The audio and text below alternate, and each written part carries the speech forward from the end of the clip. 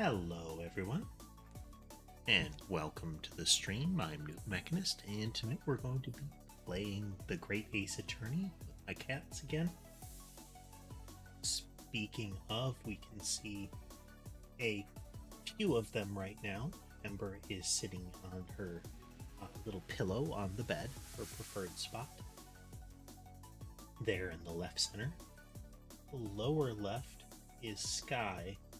And based on what I can hear, there is another one rolling a bell ball around. Probably just off camera. Then bottom center, you can barely see him. Let's zoom in.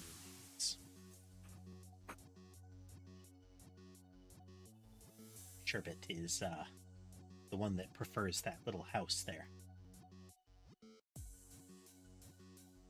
I'd have to rotate the tree.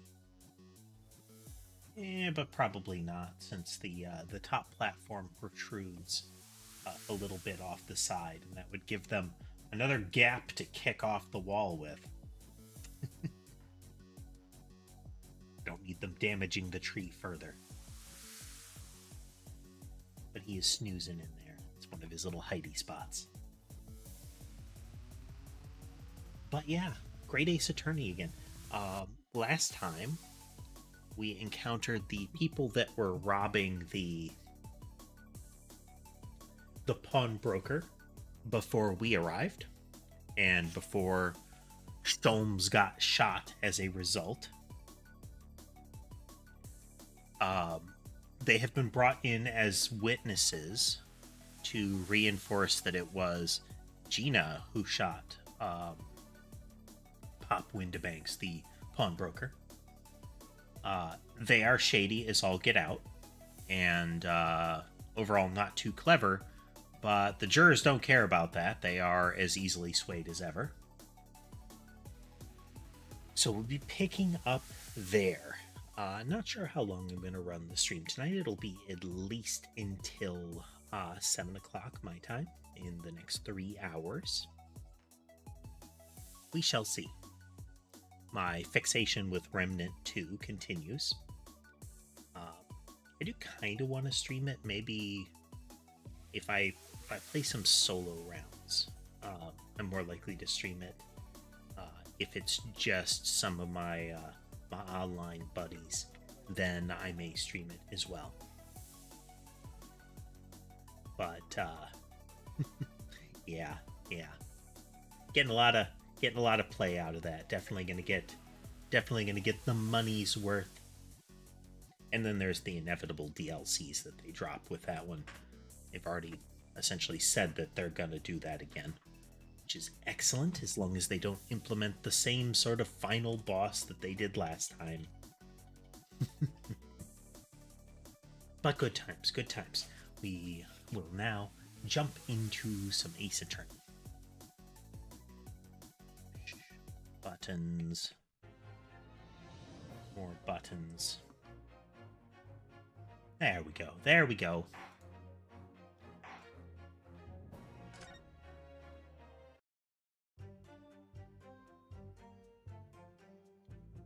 So we need to figure out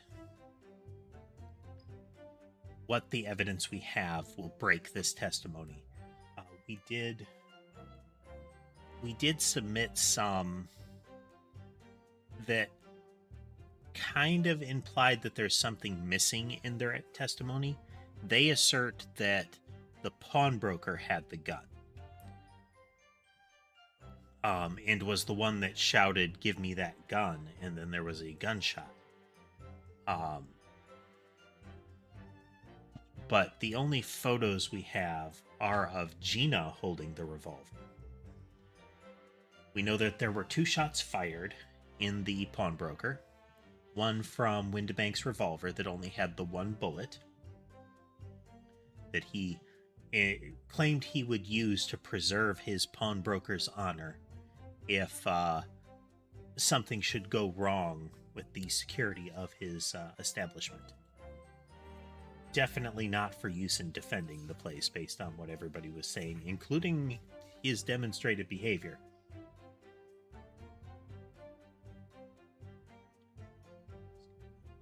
check something here. Process. Okay. But yeah, these two are the Skulkin brothers. And they are definitely not to be trusted. Okay.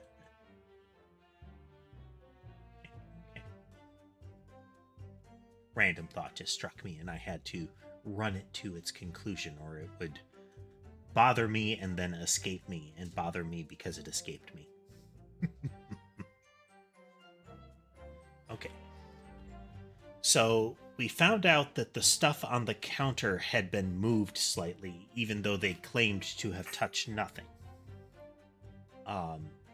They claimed that they moved it all back where it was. Mostly.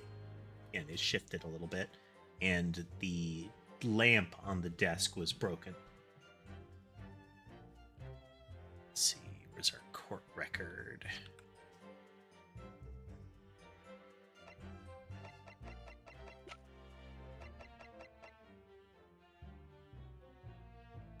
So this is the photograph at around the time of the event. The death happened around 1 to 1:30. And it shows Gina holding his revolver and Windibank looking startled. But this is at exactly 1. I wonder if this is her snatching the gun and spinning around.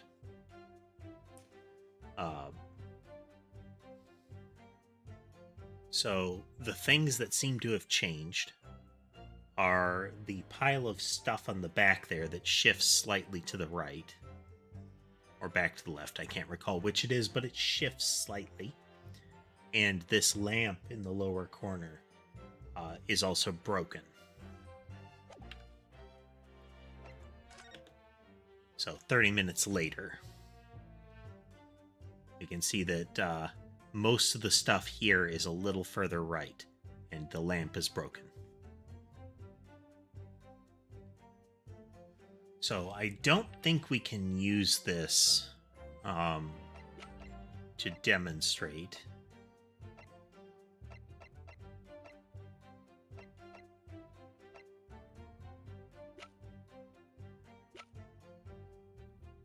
Let's look at this here. Pawnbroker perishes in pick-purse plunder. Like those old-timey news titles. Very snappy, very attention-getting. The clickbait thumbnail of the era.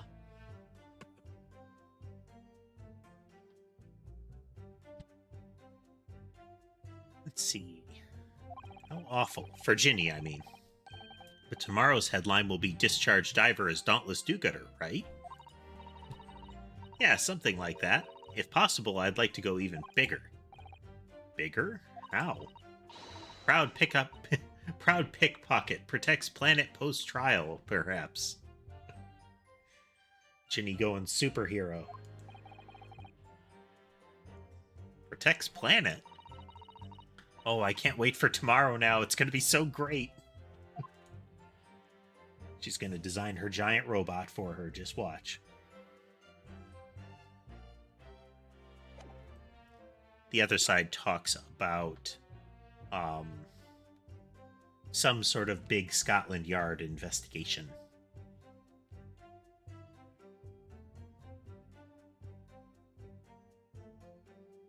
A single bullet wound to the back.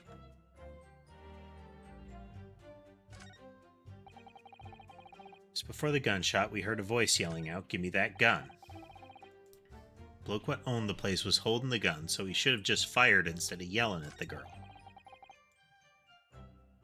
If it didn't give me a fright, we was thinking the shooter had come out the door and get us. Okay, they're not claiming to have seen it. We stuck everything back where we found it in Scarpered, straight into him in the black. That is us, Naruhodo here. Or Ryunosuke Naruhodo, who was amongst the group of friends that went to figure out where Ginny had gone and thought she'd gone to the pawnbroker. They checked inside, and Upon entering, the silhouette of these two is visible. A gunshot fires and Sholmes is injured. And then Ryunosuke runs to get help. We couldn't have shot the pawnbroker, see? We never even had a chance, did we?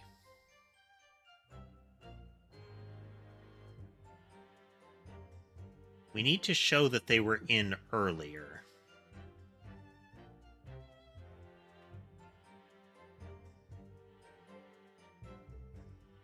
Let's look at the records again.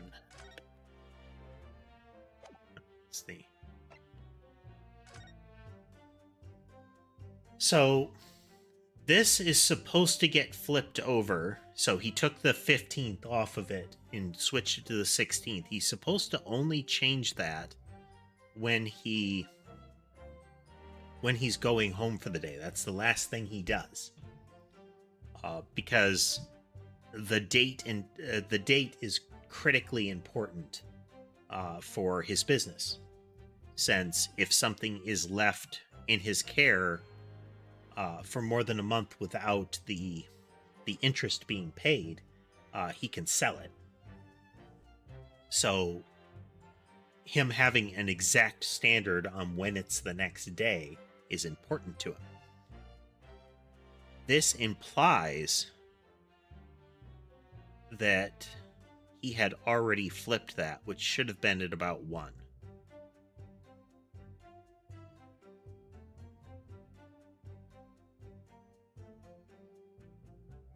Which is when they arrived. I'm gonna try that. Let's plonk down a new save. The classic Phoenix Wright song and dance before every guess. Since they only give you 5 failed guesses before you have to start over, so you end up reloading anyway.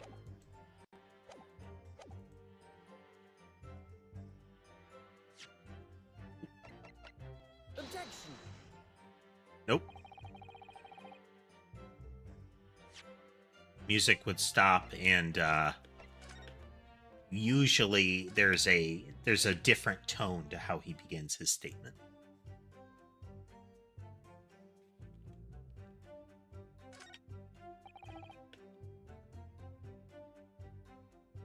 Yeah, no, Ginny was talking with him at 1, so she must have popped in just as he was leaving.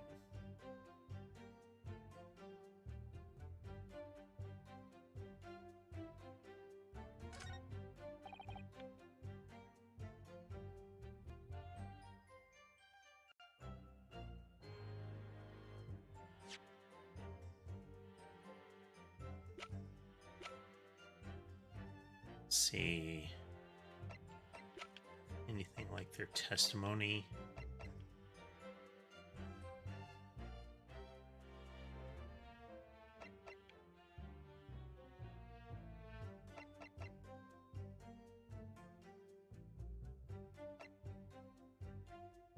It's a firearm they used.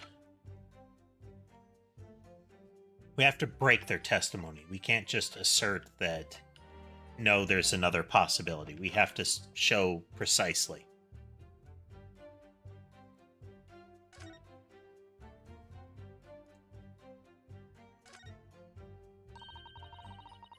Pop your 2 prints here to start with. Then you look through the eyepiece, you can see the image in 3 dimensions. The thing to get right is the position of the 2 prints. I don't know who came up with the idea of a stereoscope, but it's really quite fascinating.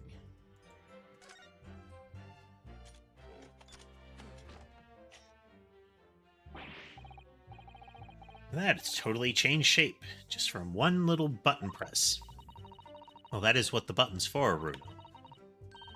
You're just like Hurley, you boys love pressing buttons, don't you? Especially if you don't know what they do. It's boys, says the 10-year-old girl. Anyway, now you can see that it is really a stereoscope, can't you?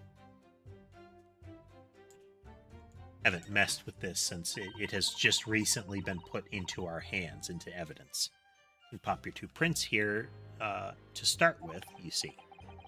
Then when you look through the eyepieces, you can see the image in 3 dimensions.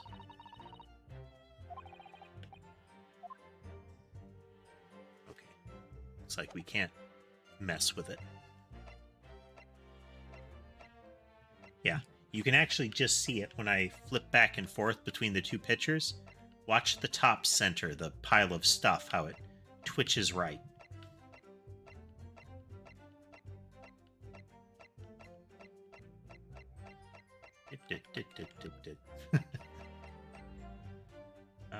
Let's see.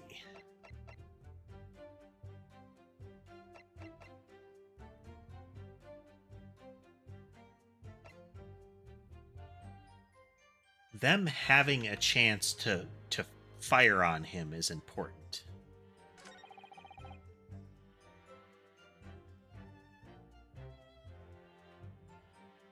Hold it! Saying that Mr. Windibank had a gun in his hands. Oh yeah, bet that was a sight, huh? Them two waving them guns at each other. Guns at each other. Must have been pretty heated. I mean, just before he shouted out, we heard the geezer say, "If you don't want to get shot." Didn't really sound like he meant it, mind. More of an empty threat, you could say. Mr. Windibank was known to keep a revolver in his shop on the counter every time. Keep a gun on his shop counter. People say that to protect the articles in his keeping, he'd readily put a bullet in someone's head if required. That someone being himself, of course. Extraordinary devotion indeed, if alarmingly misguided. He certainly sounded like he was ready to pull the trigger the other night. Only the person he was going to shoot beat him to it. Cooked his goose proper. This has got to be something we can deter, because this is a third gun. And he wished he'd squeezed the trigger instead of wasting time shouting, "Give me that gun." It was directly after those words that you heard the gunshot. It's more or less at the same time, Gov.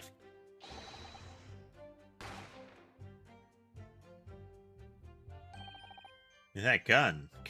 It's that kind of thing. Career in acting. Very tragically missed. Heard the sound of someone hitting the deck. Where everything went dead quiet. For that, we'd done a slapdash job of tidying the place up.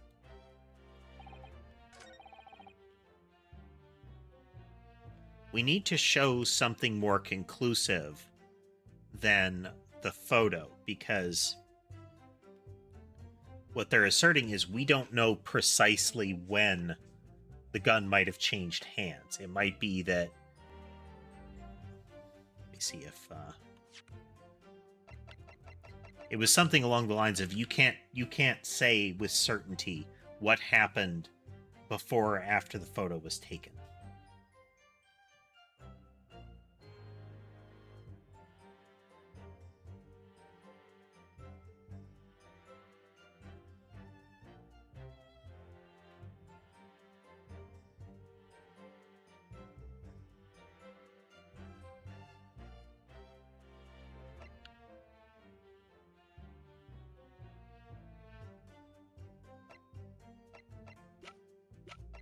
So showing this didn't help.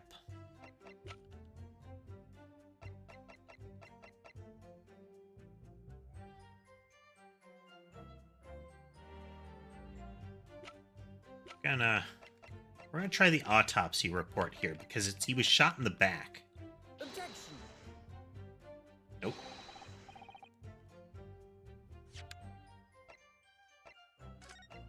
Definitely a bit at a loss here, because I really thought it was showing that picture when they say he had a gun.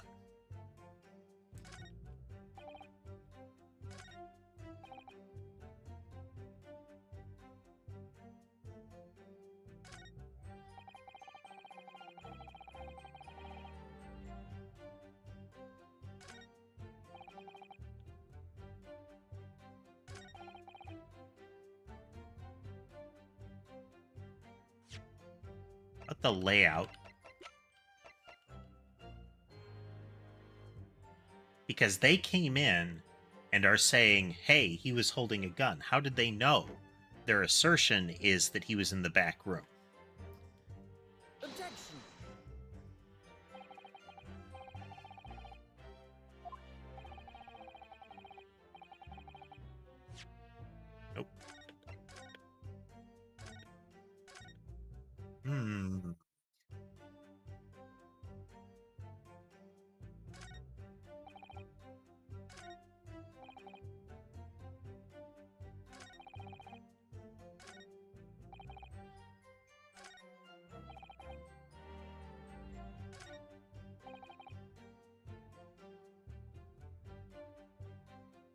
This is we heard it.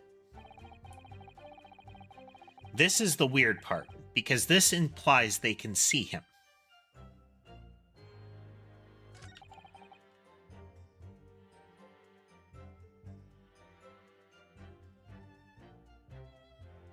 Let's present the layout again here. We were worried he was going to come out and get us next. Oh. I don't like flailing. I really don't. We're at adventure game rub all the objects on all of the objects phase. So there's something I'm missing. There's something I'm missing.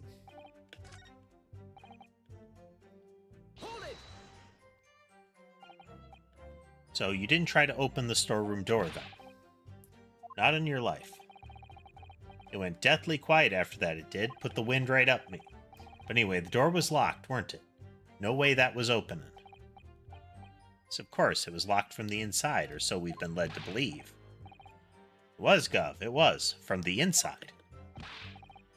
Right, so we had no way of knowing what was going on in there, did we? Unless there was some other way to get a view of the inside of the storeroom. Like through the keyhole, or a spy hole, perhaps. Don't ring no bells, don't light no lights. We had to cut and run before we noticed anything like that. They're asserting that they didn't know about anything like that.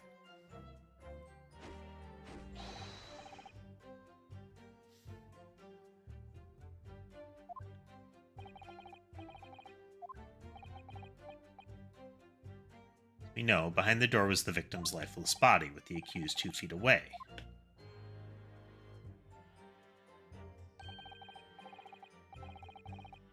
They're unconscious with the gun in her hand. Confirm, would it be correct to say that neither of you set foot inside the storeroom? That's right, that's right. Couldn't have, even if we wanted to.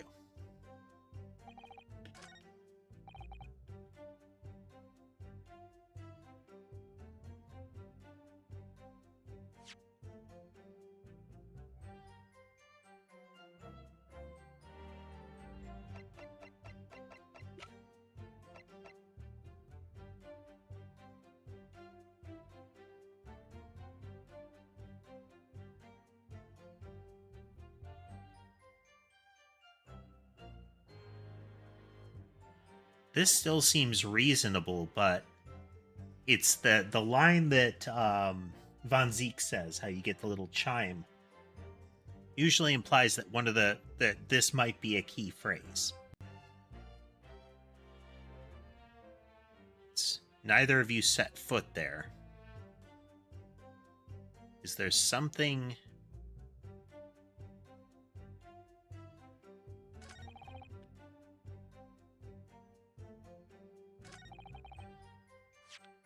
Is there something we can use?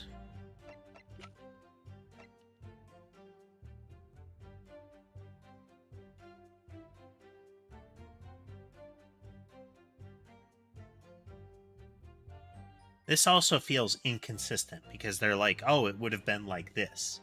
Give me that gun. Bang. Because he was shot in the back then.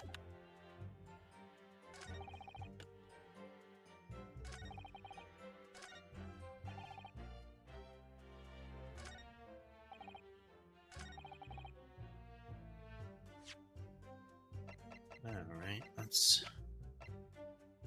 Objection. Here we go, here we go. This is... They said it was like that. So you're saying that on the night in question, the victim, Mr. Windibank, was wielding a gun. Is that correct? That's it, Gov. You've got the picture. Yes, Nash, he has, no question. And yet, photographic evidence obtained immediately after the incident clearly shows that Mr. Windibank was not holding a firearm of any description. You what? Gordon Bennett, that ain't right. Again, they use rhyming slang, and it's heavier rhyming slang than even Jenny uses. Objection.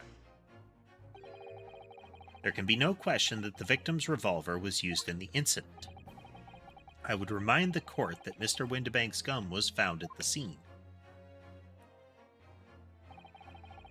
Not only was it identified as the murder weapon, but it was found in the accused's hands. Yeah, that mall tooler used the victim's own gun to finish him off. Give me that gun. Bam. Kind of thing. Stay exactly where you are, right there. Huh?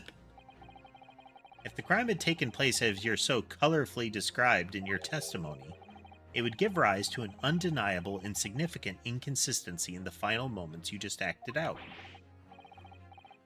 Are you sure, counsel? Thump. You intrigue me, my learned friend, but let's see some evidence to support your claim.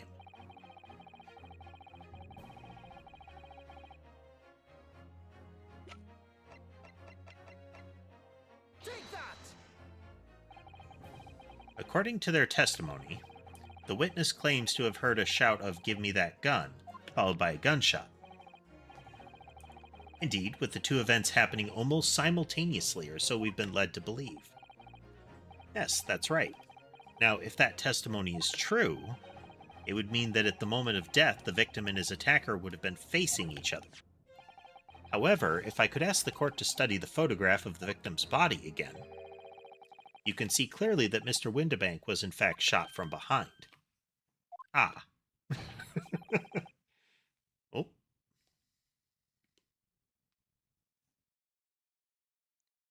Rebooting.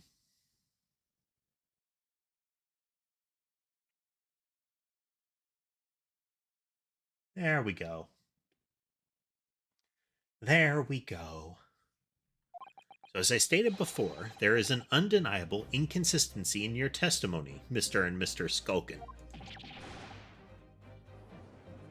Yeah. But it's the God's honest truth. It is, Nash, it is. When he was shot that night, the shopkeeper had a gun in his hand. We saw it with our own bleeding eyes. Did I hear you right just now? You actually saw Mr. Windibank holding a gun?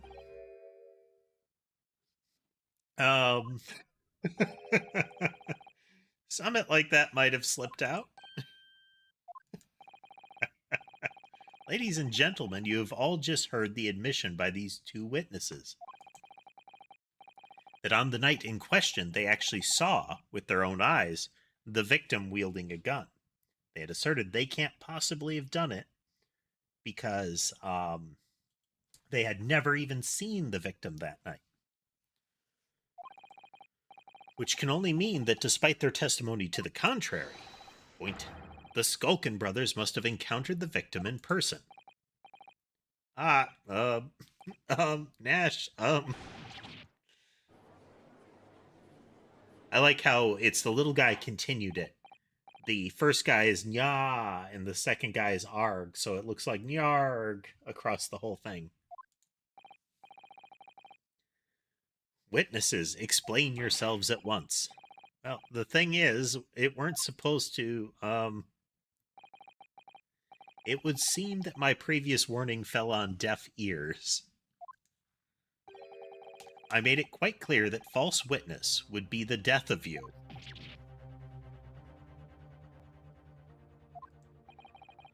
Am I to understand that you replaced the untruths of your original testimony with renewed lies?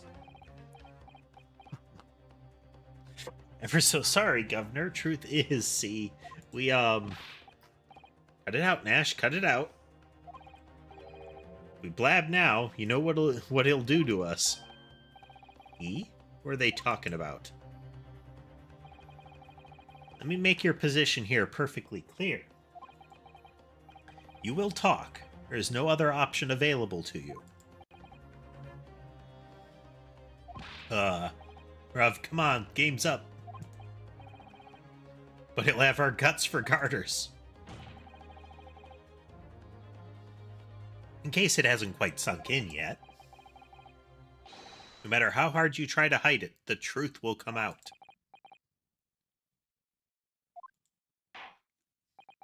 Gavel.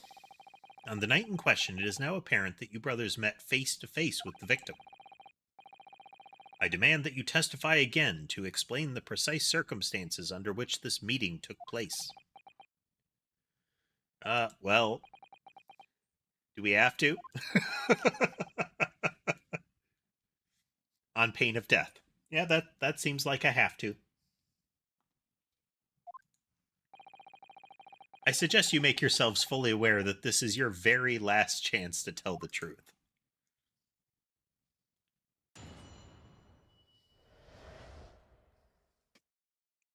Encounter with the victim. Alright, so we just go inside the gaff and we just got inside the gaff and heaved a sigh of relief when the geezer showed his mug. Give me that gun, he bellowed, and then he flew at us like he was possessed. I thought we'd had it. For an old geezer, the bloke was strong as an ox. He chucked me over the counter. I pulled a gun on him, and then he legged it through the door in the back room. We never had nothing to do with killing him. That's all what happened, I swear. So you're now telling us that moments before the victim was killed in the storeroom, you in fact encountered him in the main part of the shop. Well, yeah, sorry.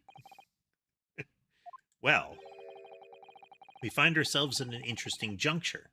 This changes matters considerably, where they admit they pulled a gun on the shopkeeper and he fled. So they did have opportunity and potentially motive to fire on him. But honest, Governor, this time, Nash, this time, we ain't got nothing more to hide. Very well. Counsel for the defense, you may proceed with your cross-examination. Yes, my lord. That look on his face. This is it. The moment I've been waiting for. He's leaning all the way across the bench, just like teeth gritted, staring intently. After he said, yes.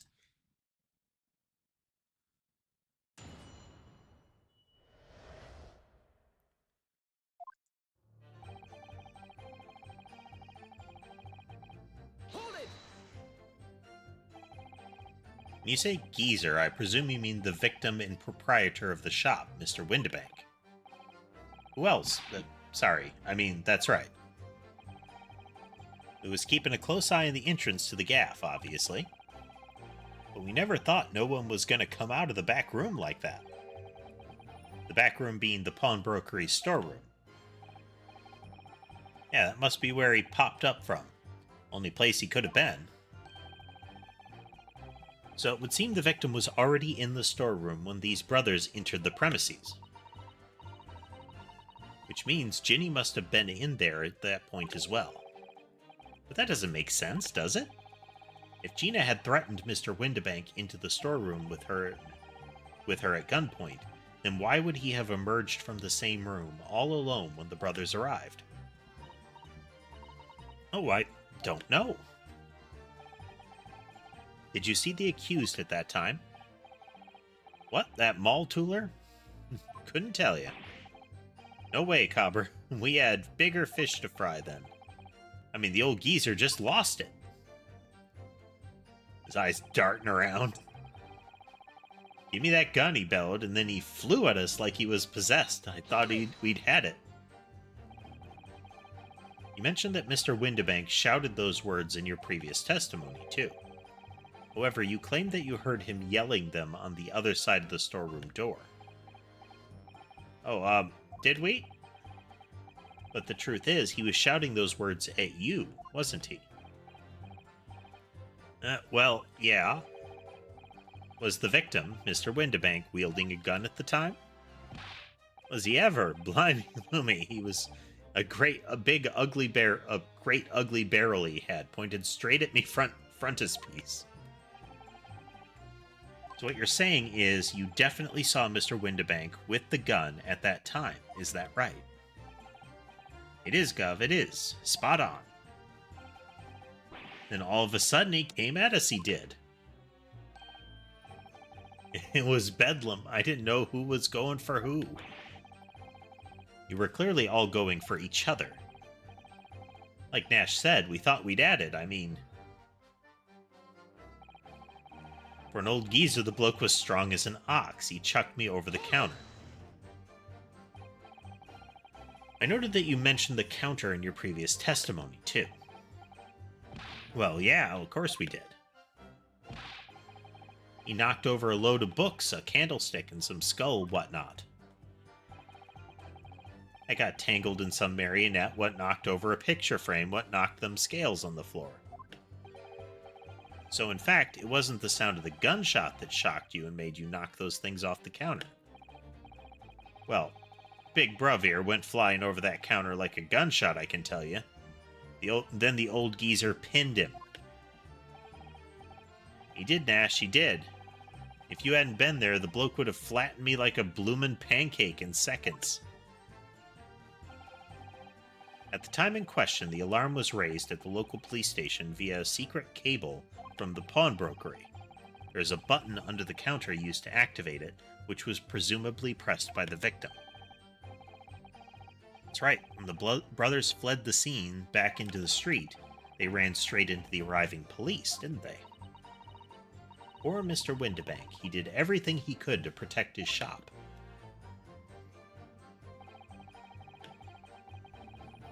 Pulled me gun on him, and then he legged it through the door into the back room. Were you intending to shoot Mr. Windibank? Nah, never. I was just, looking out for me bruv, weren't I? He was being flattened, don't forget. By a man whose shop was being burgled, yes.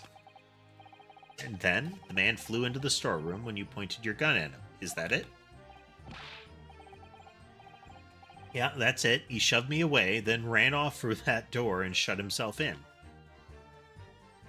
I think the gimme that gun is reversed.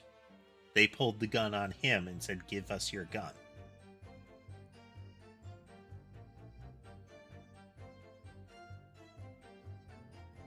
And I wonder if it's not that he was thrown across the counter as opposed to he leapt across the counter to try to intercept him before he could get into the storeroom.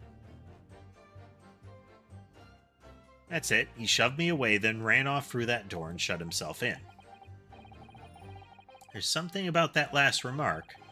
Something that doesn't quite ring true. I wonder why Mr. Windibank ran away into the storeroom. Huh? Well, according to what everyone's saying, Ginny was in there waiting for him, with a gun. Ah, that's right. Gina allegedly used Mr. Windibank's gun to threaten him and force him to open the storeroom door. In which case, how did the gun end up in Mr. Windibank's hands again? No idea, but that is strange, isn't it? Little inconsistency could be significant. I should make a mental note of it. Look, the point is, me and me bruv here. That's right, Nash, that's right. Me and me bruv here. We never had nothing to do with killing him. That's all what happened.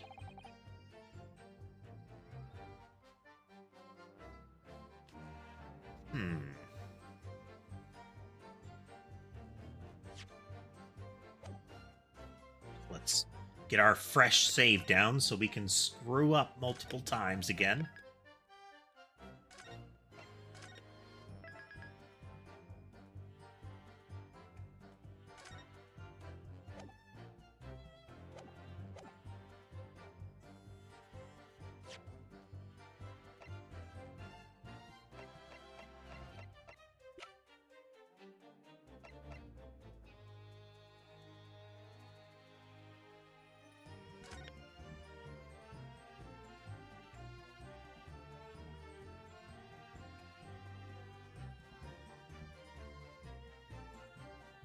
So he claims he threw him across the counter and then like had him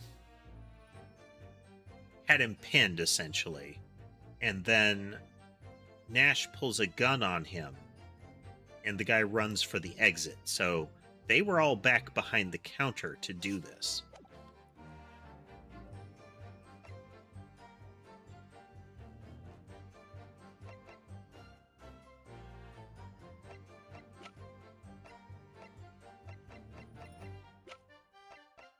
Let's try this one and see if we can get them. Nope.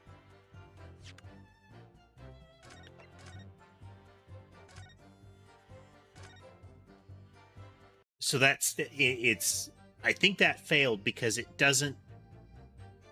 After they went through the door, she could have taken the gun from him and shot him.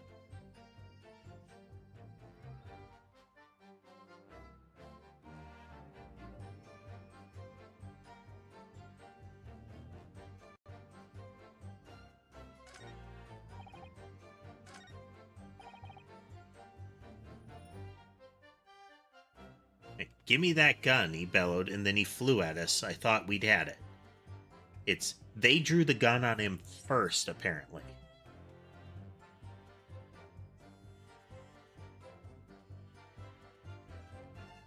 Hold it!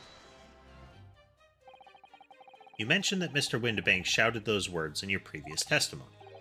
However, you claimed that you heard him yelling them at the other side of the storeroom door. Oh, did we? But the truth is, he was shouting those words at you, wasn't he? Yeah? Was he wielding a gun at the time? Was he ever? He was pointing it at the little guy. What you're saying is, you saw him with a gun at the time. It is, spot on. And all of a sudden, he came at us. It was bedlam. I didn't know who was going for who. Yep. Thought we'd had it, I mean.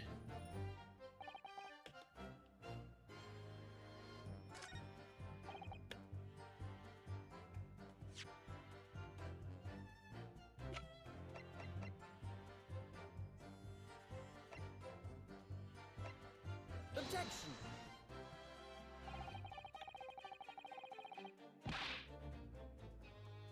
Nope. I presented their gun saying, like, okay, what gun is he talking about?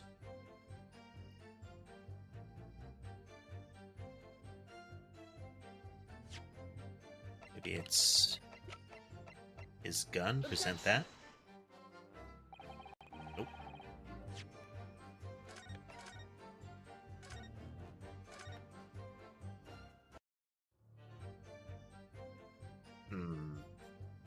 It's got to be one of these two statements.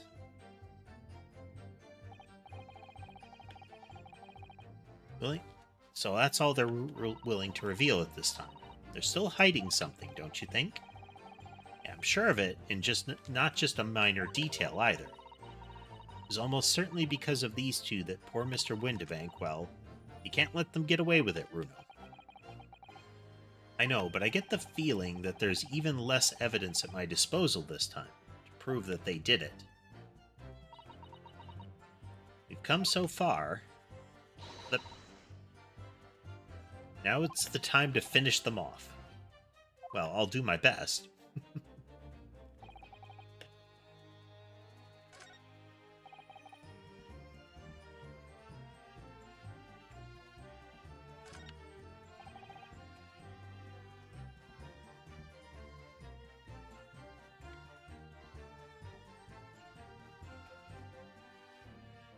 So he comes out of the back. They have just entered. We just got inside. When he shows up, he yells, "Give me the gun," and runs at them. So he's got to be out from behind the counter. Ringo gets chucked across the counter. Ringo is now in the way.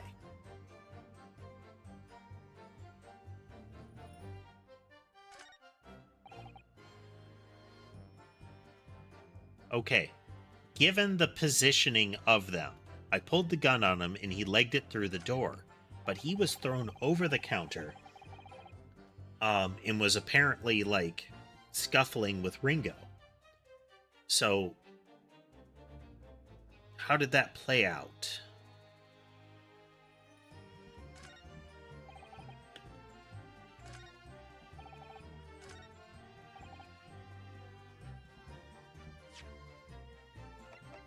Let's try the layout here. Objection. Nope. Maybe the next one.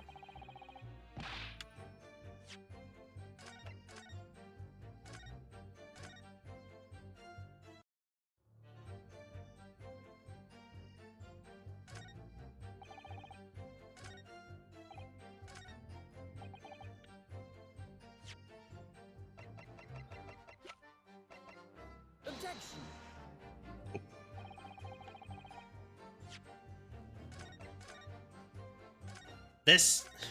These past two have had the feeling of they want you to think of a very particular thing.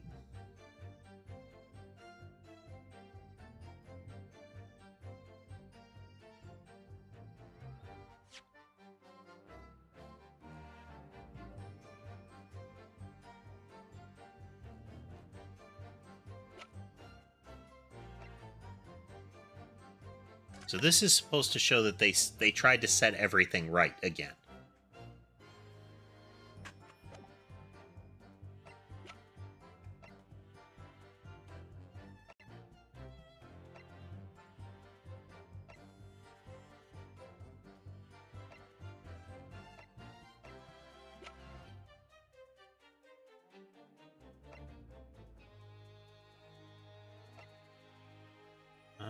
No other signs of trauma.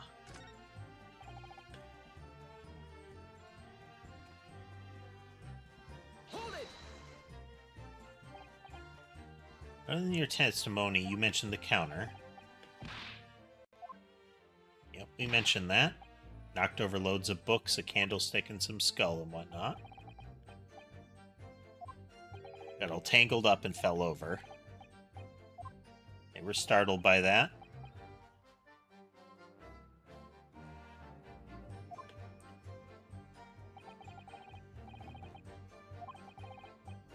The alarm was raised because the guy pressed the button.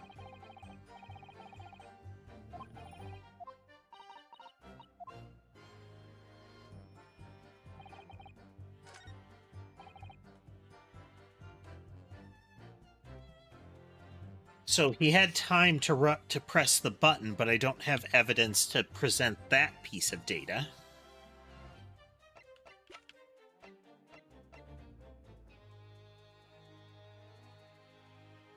And this isn't useful. We know that Sholmes was shot, so one of these two guns was used to fire on Sholmes. Each one only fired once. This one because there was only one bullet, and this one because there's one bullet missing out of 6.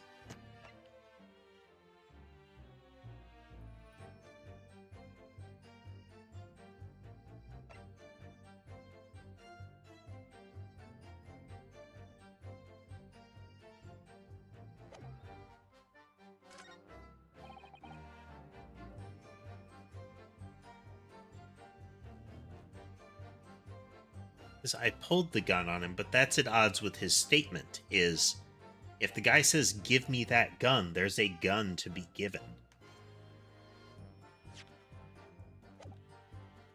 Hold it.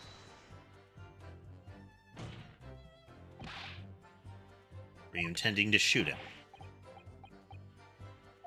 Definitely not. He was just trying to essentially defend his brother, is the assertion.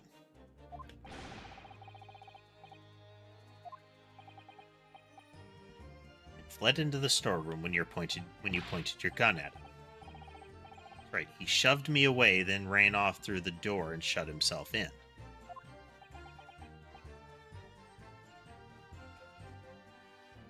Shoved me away and ran off.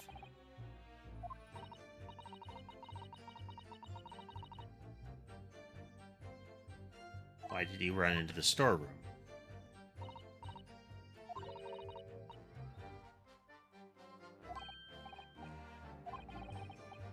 Why would he run in when Ginny had the gun?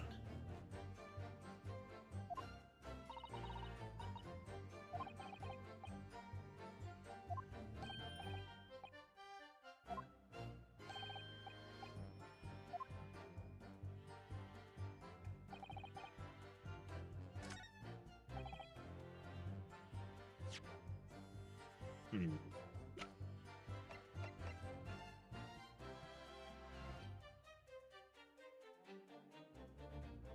Objection.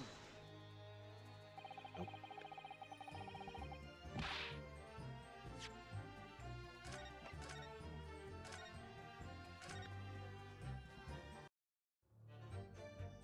I think I already tried that. Essentially, was it this gun that you pulled? But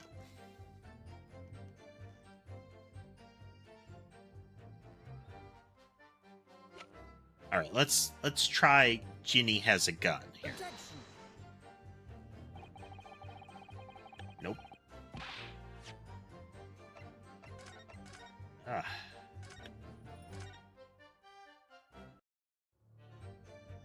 Doesn't feel like it's flowing, but then again, it ultimately comes down to the feeling after you get the answer right. Is it a oh that makes sense, or it is a sure whatever? Because if it's sure whatever, that doesn't feel good.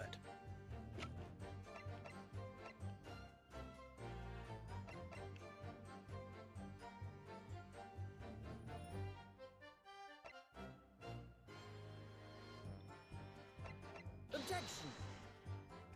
Nope. Didn't he have this gun? No, that didn't.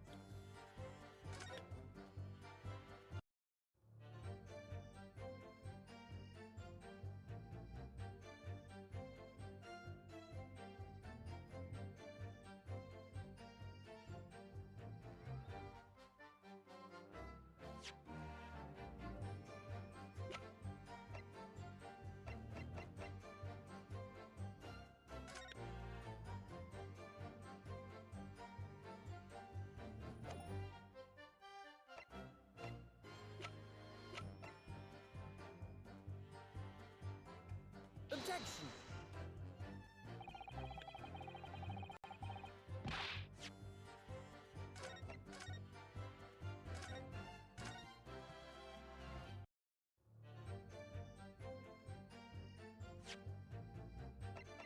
I don't even know if this is the right one to call out. Objection.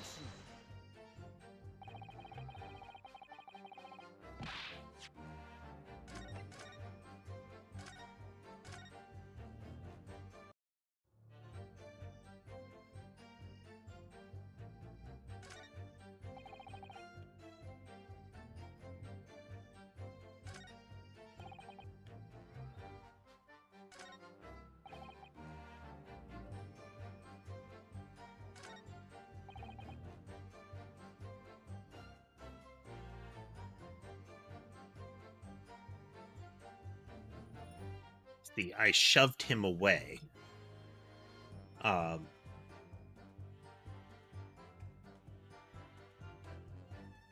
Sorry, he shoved me away.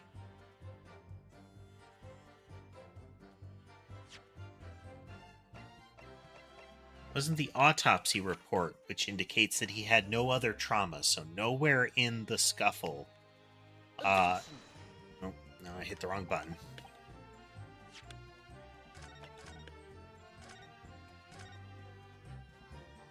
Hmm.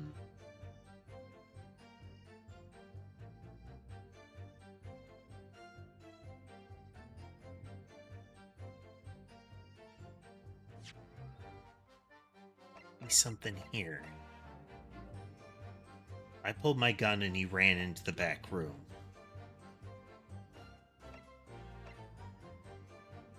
Tried this.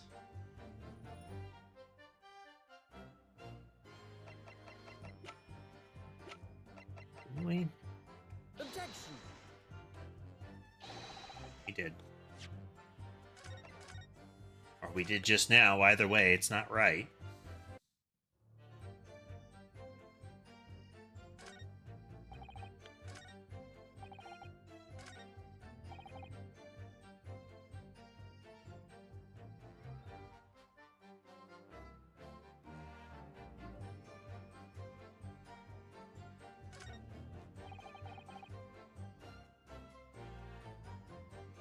I get the impression that the way they're behaving, especially Nash here, when he does that lean forward, it's that sort of like, So yeah, what do you think about that? It can't pop. It's like you've got to be wrong.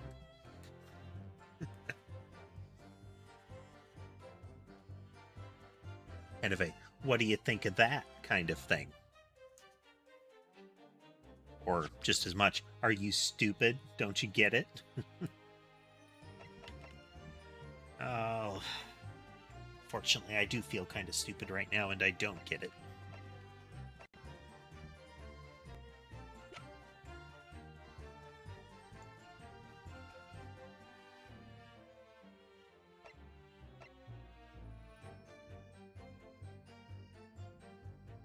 Just one moment. Be right back.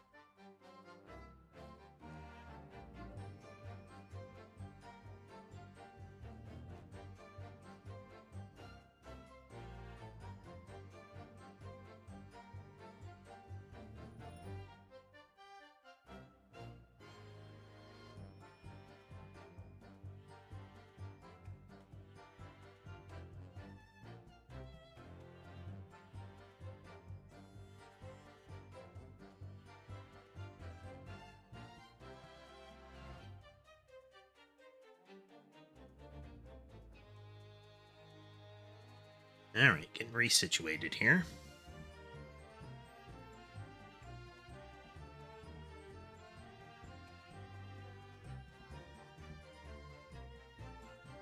Let's see. Let's see.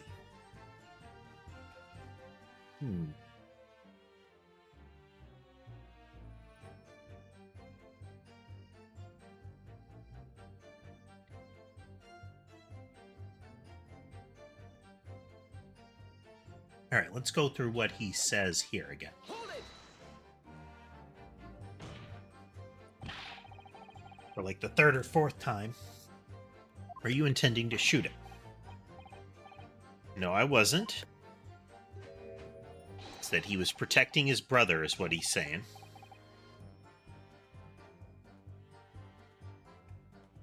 It's my brother was being attacked.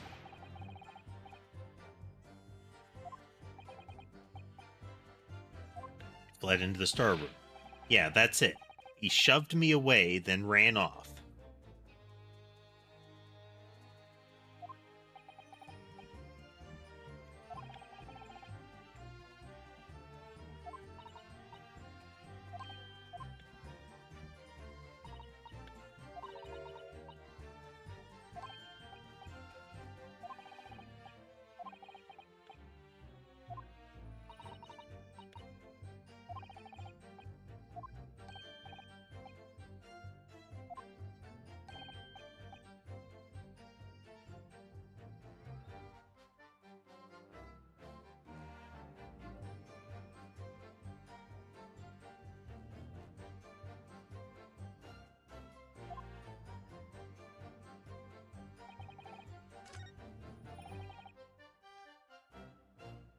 Hmm.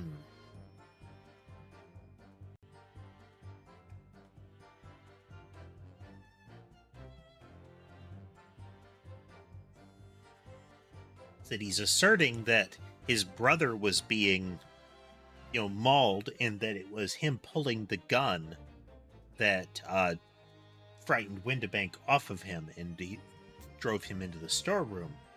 But then it's he shoved me off of him.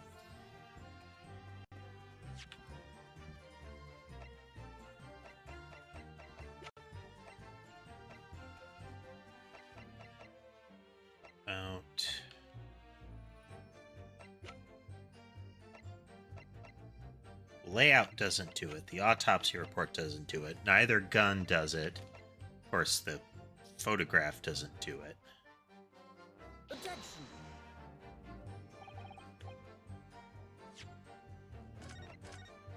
I'm running out of things to present here, and I really never like it when that happens, because that means I was so completely out of ideas that I was just throwing things at it. It wasn't this. Maybe the other photo?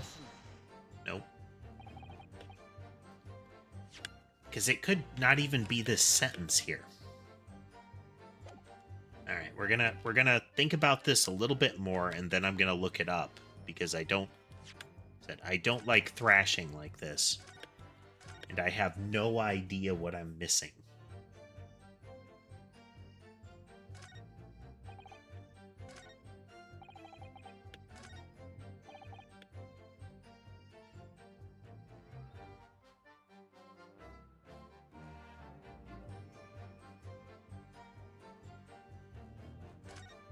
Where he explains going over the counter.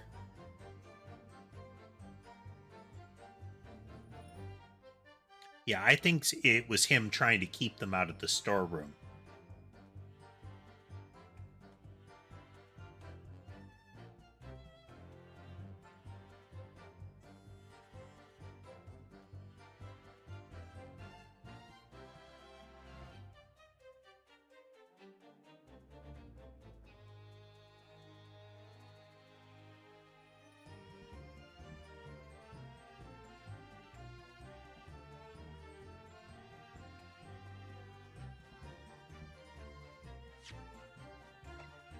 Really feels like it should be the layout here. But it should be the layout on the, I got thrown over the counter.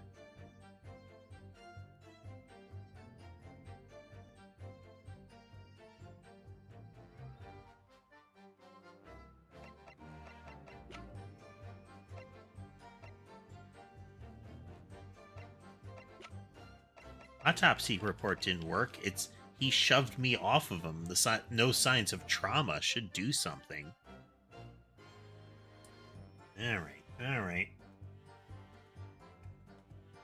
Let's take a look here.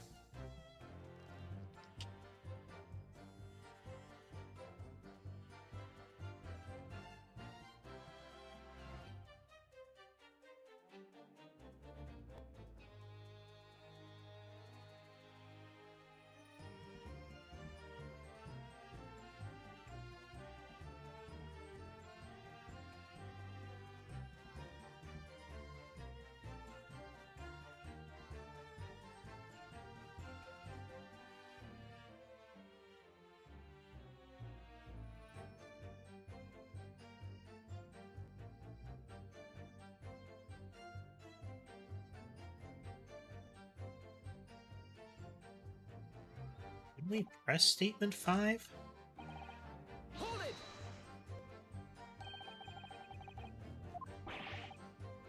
Had nothing to do with it. Nothing at all. Nothing, Gov, nothing. The old geezer went and shut himself in the back room, didn't he? Locked it was from the inside. We know it was because we tried to open it. It was a decent door, that one, good and strong, wouldn't budge an inch. So in the end, the situation remains unchanged. Inside the storeroom with the pawnbroker, there was only one other person. The sole person who could possibly have shot the victim, the accused. Indeed appears so. So this is the first step. It says to press the 5th statement. What say you to that, counsel? Oh no. Is there anyone else apart from Gina who could possibly have shot Windibank?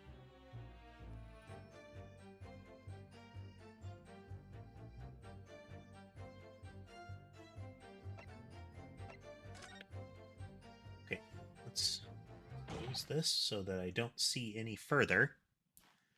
Mr. and Mr. Skulkin. Eh? What? What's that look for? From the moment you admitted that you'd encountered the victim face to face that night, the course of this trial changed completely. Okay, I hadn't pressed the fifth one. I feel stupid. I must have gotten ahead of myself. Okay. Okay, noted. It did. What is your point, my learned friend? The question we must answer is who could have shot Mr. Windibank. It is the belief of the defense that the defendant is not the only possible answer at all. They had a gun. They pulled it on him. You have my attention. In that case, let us return to this plan of the premises. The victim was killed in the storeroom, which was locked from the inside. Those are the facts, so pray, what other possible answer to the question of who shot the man could there be? Gavel. Counsel, you must now provide the answer to the court in respect to 2 conundrums. 2? Twice as many chances to be right, maybe? Indeed. Namely, from what location did the culprit shoot the victim? And furthermore, where was the victim at the time? Understood, my lord. Are you all right, Bruno? Not entirely sure, but there's one thing I am sure about. If I can prove that there's a credible new alternative to what happened, it would change Gina's prospects hugely. Time for some clarity. Time for a save. Okay, so we got by the roadblock I created for myself. So that works, that works. Show the court on this plan the answers to the question posed by his lordship. If you believe someone else could have killed the victim, indicate from where that person could have fired the gun. Here-ish. Take that! The defense believes the culprit could have shot the victim from this location here. And in answer to the second question,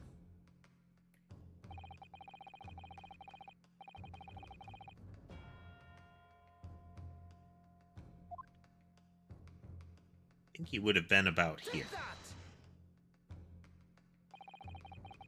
The defense believes the victim would have been in this position here. Your answers, in fact, show... Your own position is as absurd as you would have indicated. He died instantly. I was saying he could flop through the door, but maybe that's not what they indicate. What are you saying? No. Okay, so he shot him from outside. He was inside.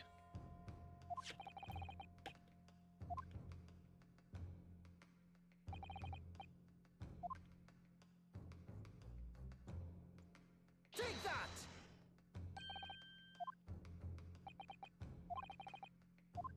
Second question, where was he? He was in here. Take that! There we go. It wanted him to be inside. It wanted that he slumped right over. Okay. That still works. That still works. Culprit shot the victim from outside the storeroom. Continue. Mr. Windibank died instantly from the bullet wound to his back. Looking at the stain of blood on the floor, it doesn't appear that the body was moved after death, which tells us that he was almost certainly shot while he was in the storeroom. However, the crucial point is, where was the shooter when the fatal bullet was fired?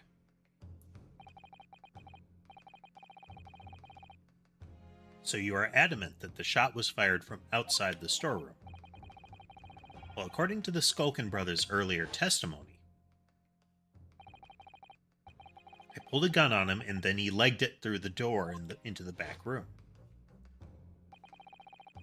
If Mr. Windibank ran away through the door, we have to assume that the door was open at the time. Ah.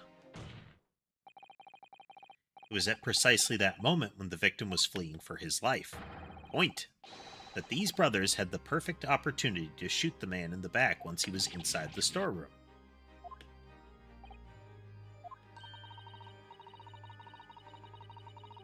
Come to think of it, do you remember what the prosecutor said at the start of the trial?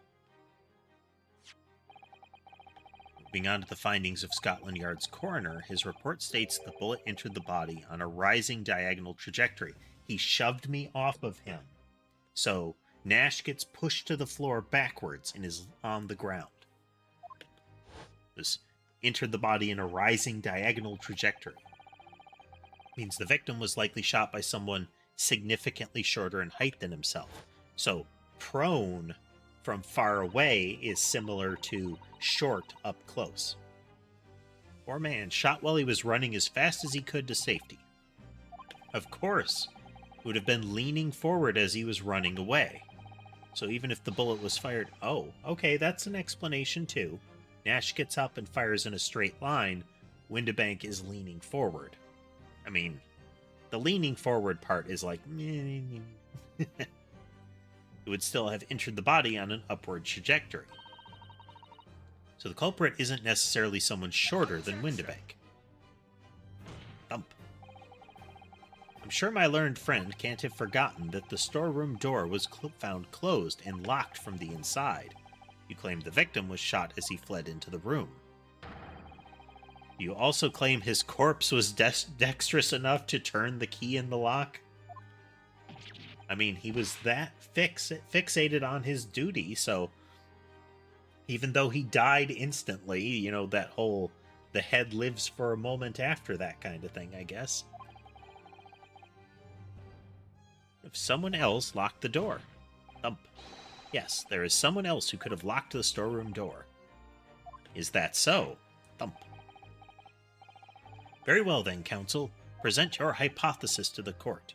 In the scenario just described, the defense's assertion is that the victim was shot from outside the storeroom. In which case, who shut and locked the storeroom door? Take that! Gina. Obviously, the person who locked the door was the only other person inside the storeroom at the time. The defendant, Miss Gina Lestrade. Objection! That's absurd. You're suggesting that the accused deliberately engineered the sealed room? Thump. For what possible reason? Gunfire. Such actions would only serve to tighten the noose around her neck. I'm inclined to agree, I must say. Well, counsel? Ah, yes, that's a tricky one, that, isn't it? Half-baked notions have no place in my courtroom, counsel. Remember that, please. But of course, Ginny would have locked the door. It almost goes without saying, doesn't it? It does? Well, if I was Ginny in that situation, I don't know. I know I would have locked the door as quickly as I could. I mean, those two burglars had just fired a gun in her direction, hadn't they? Oh yes, obviously. Before the two brothers arrived, Miss Lestrade and Mr. Windibank were in the storeroom together. Now, I don't know what went on between them at the time, but at some point, Mr. Windibank must have heard the intruders breaking into his shop and left the storeroom. Intruders, huh? That's us, bruv. If your theory is correct, that would leave the accused alone in the storeroom. Yes, it would. Then probably only moments later, the victim fled back through the storeroom door, hoping to escape danger. Bang. Hit in the back by a bullet, Mr. Windibank fell to the floor where he was, just inside the storeroom. And what we have to ask ourselves now is, what would the defendant have done in that moment? I see where you're going with this. Outside the storeroom door was a terrifying killer who had just murdered Mr. Windibank. As soon as that thought struck Miss Lestrade, she slammed the door shut and locked it. in order to save her own life. Hold it! But I mean, we ain't the ones who done it. We ain't, Gov, we ain't. You've got to believe us. I mean, come on, we'd never shoot someone. No one. That's blatantly untrue. I know for a fact that you would. Because before my own eyes, you shot Mr. Herlock Sholmes. There's only one logical conclusion here. Mr. and Mr. Skulkin, you brothers had every opportunity to have been the true perpetrators of Mr. Windibank's murder.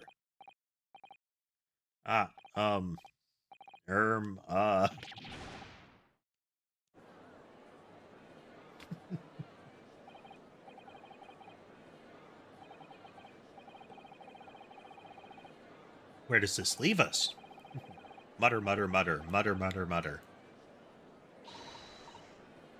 It was amazing, Bruno.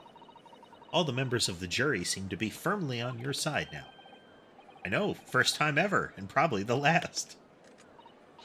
This is going so well. What's going on? Bruno waiting for the other shoe to drop.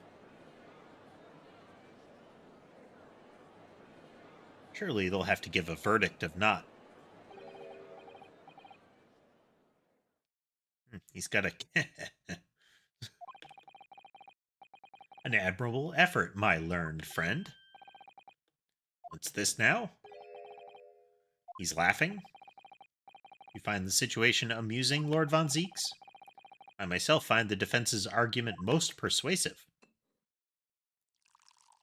Or, I dare say, such chicanery is the bread and butter of the street performers in your provincial eastern nation. Von Zieks busting out the racisms again. But such blatantly malicious conjuring tricks amount to nothing more than an inexcusable pettifoggery here. Ooh, pettifoggery. What? The hypothesis you put forward so ostensibly credibly cannot and will not stand. Because, you see, it contains a fatal flaw. A fatal flaw? You mean to tell me that you're unaware of your logic's failing? Say, Lord Von Zieks, might be an idea to explain this bally conjuring trick or whatever it is to the troops on the ground, Can you share it with the class, please? The fatal flaw in my learned friend's argument is really very simple to understand. That's class number 3. Assuming you're not too dim-witted to count bullets. By George, count bullets? Oh dear. He noticed then. Huh? What's everyone talking about? Counsel. Yes, sir. Tell the court how many bullets were found at the scene of the crime.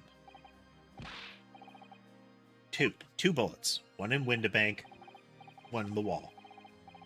Correct. The first, but that which hit the victim in the back, ending his life. And the second, that which struck the detective, Mr. Herlock Sholmes, on his arrival at the scene. Indeed. The defense presented a picture showing damage caused by the second bullet earlier in the proceedings. The bullet which injured Mr. Sholmes appears to have passed through his body to strike the calendar.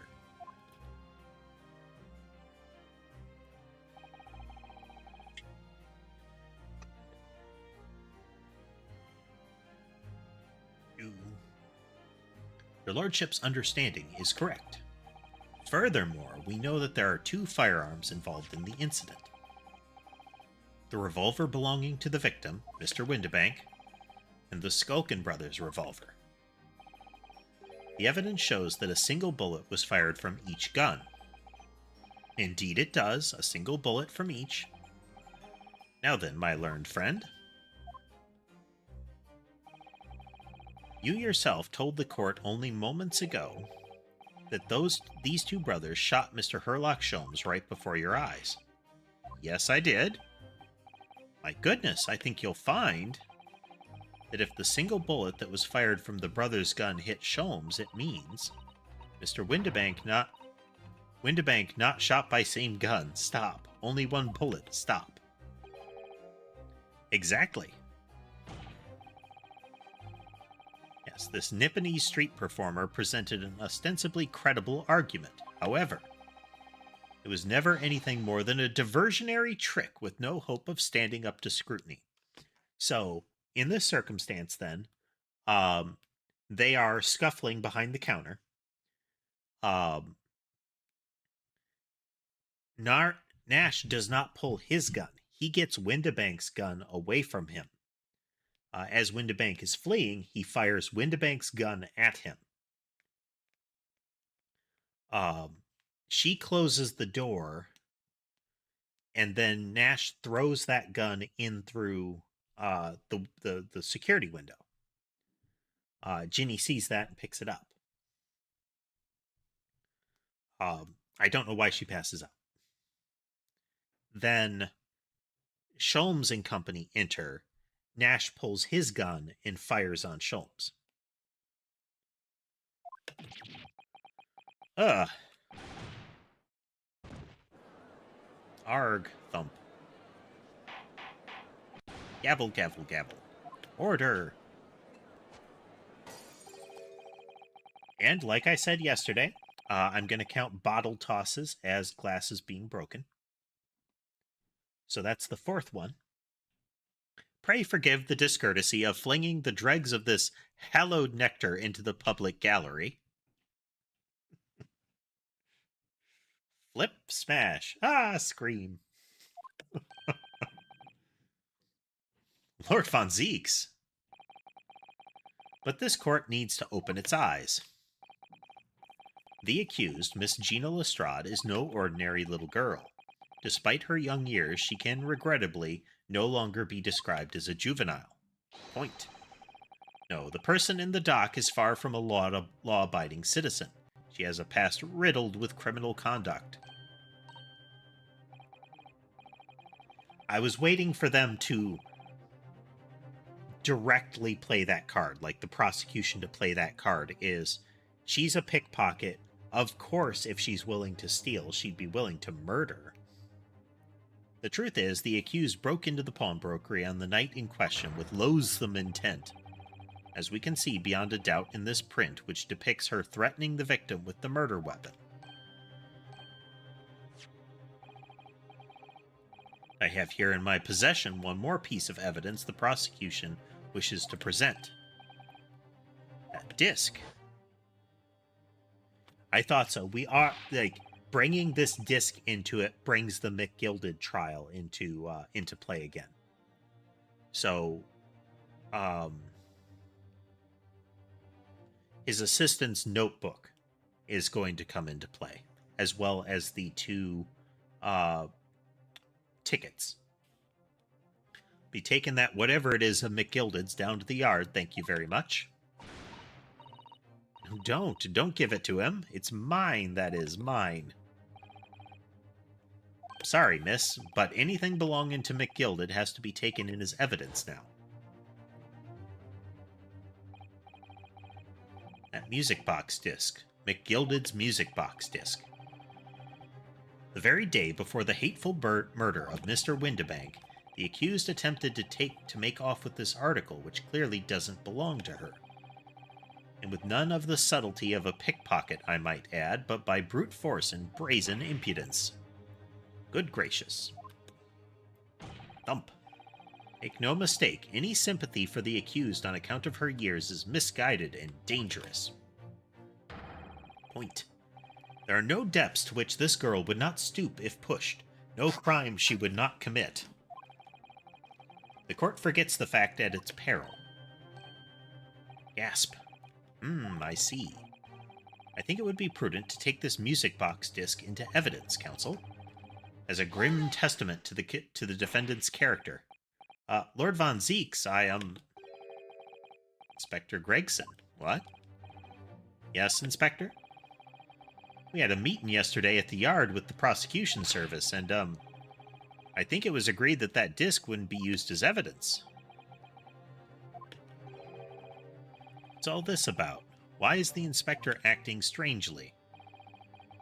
That's the first time he's said anything to von Zeeks at all. I'm unaware of any such meeting. those were the instructions right from the top. The government bigwigs were insistent. Inspector, I am the prosecutor, and I alone determine how to present my case. Your warning is noted. Thank you.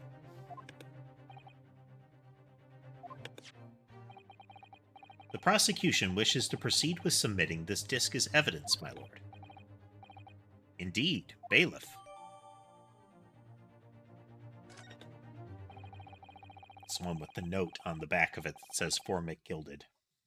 Prosecution has established the accused motive, opportunity, and baseness of character.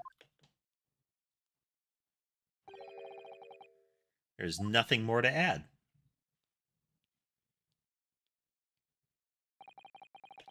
Ladies and gentlemen of the jury, I await your informed decisions and rest my case.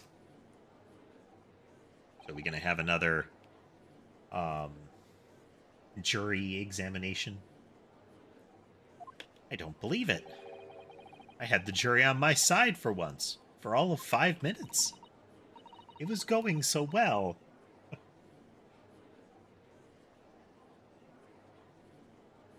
Oh dear, it wasn't even for 5 minutes, Runo. Iris shooting him right down.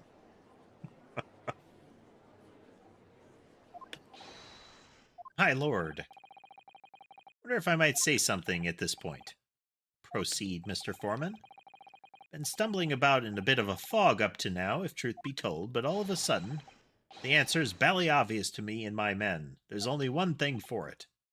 Oh, no. Very well, the court will hear from the jury. Ladies and gentlemen, you will present your leanings as to the defendant's culpability. Guilty. Guilty. Guilty. Guilty. Guilty. Thump.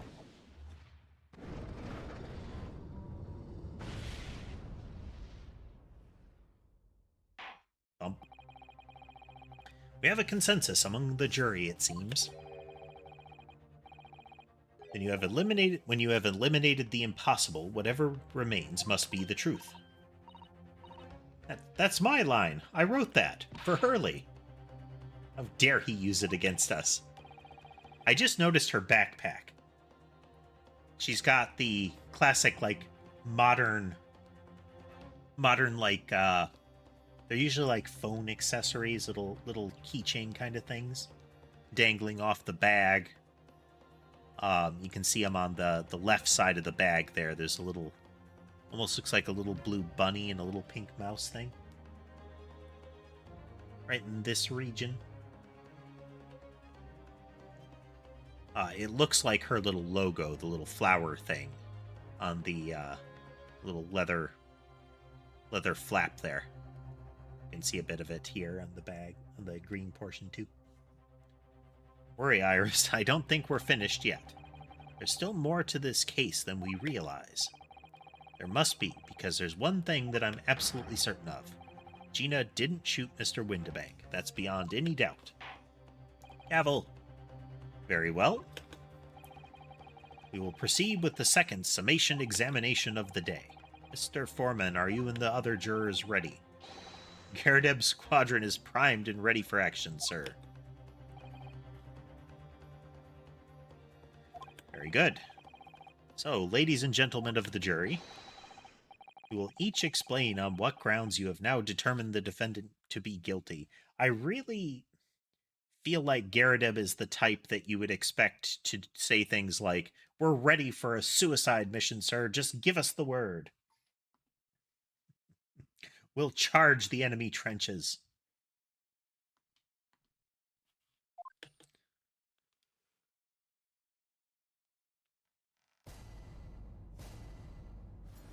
Switch cameras here. How about...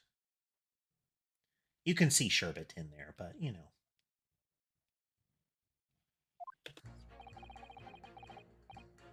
Once a rogue, always a rogue, I say.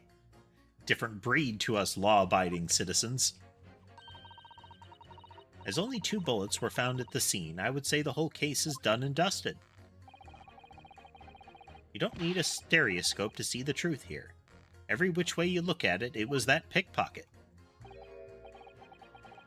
I never imagined that simple operation would cause me such grief.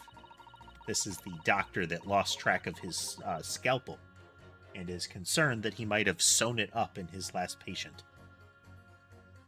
The accused attempted a theft on the previous day. I can see I'm in for a busy day ahead. I am ballistics expert. I have seen many shootings. There is nothing I do not know about guns. Would seem there is little remaining room for doubt. I have to admit I was rather bowled over by the argument put forward by the chap in black. He keeps glancing at the maid. It's subtle, but you can see his eyes are up and closer to center. The irises. But when he blinks, they dart into the lower left corner of his eyes. Boop, boop. I'd jolly well been hoodwinked.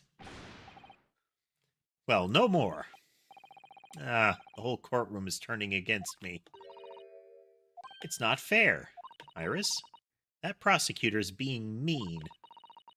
Just because Ginny's done some things she shouldn't have done in the past, that doesn't make her a murderer. Or... allow me to savor this fruity vintage while I savor the spectacle of your fruitless debate on the matter. Here's to the truth coming out, eventually. Gavel. That's enough preamble. Counsel, proceed with the summation examination. Smack. You ever try to do that? It is remarkably painful. Like, not serious injury painful, but still surprisingly painful. Try it at home. Hold it!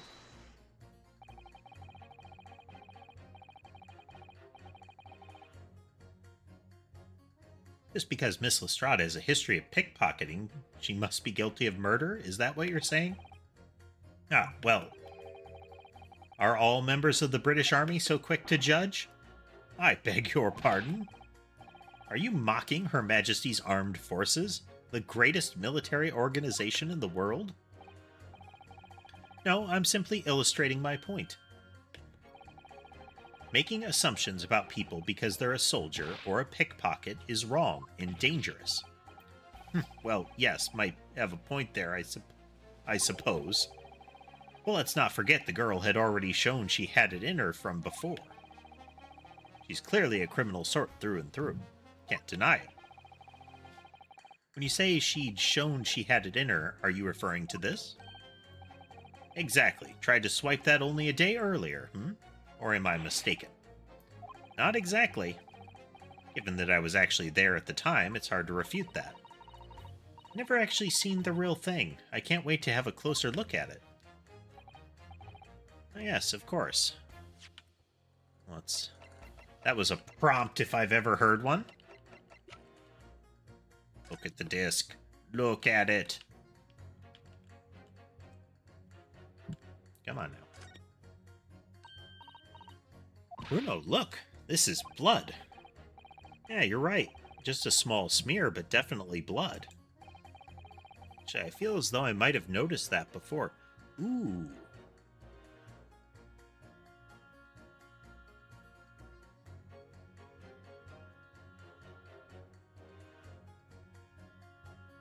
What's going to happen if the blood spray is on it? Is it going to turn green? Is it going to turn green? As though I might have noticed that before. This is when she pulled the disc, tried to pull the disc away from Eggert Benedict. You can see the little tines here, the music box tines, scraped his finger, and that's where the blood is from. For reference, this was in McGilded's coat pockets. The coat that McGilded gave to the coach driver to put in pawn for when he would come back. And Ginny was given the ticket with the statement of either extending it, well, to extend it if it still needed it periodically, and he gave her money for that purpose. But of course, he died and never came back for it, so she kept the ticket and went to pick it up. Then Eggert showed up with her description, having followed her there, or waited for her to show up, and contested her ownership of it. And Windibank surprisingly bought into it with because he claimed she had stolen the ticket, but she presented the ticket and nominally presented the passcode as well. Eggert only had the passcode. So Windibank was strangely quick to doubt the person who had presented the ticket in the code, given how strict Windibank was about his policies. It's my time to shine again. I thought I'd be waiting forever. All right, hold still with that disc. Yep, she's going to do the blood spray. Come on, green. Get this done quickly, in a flash.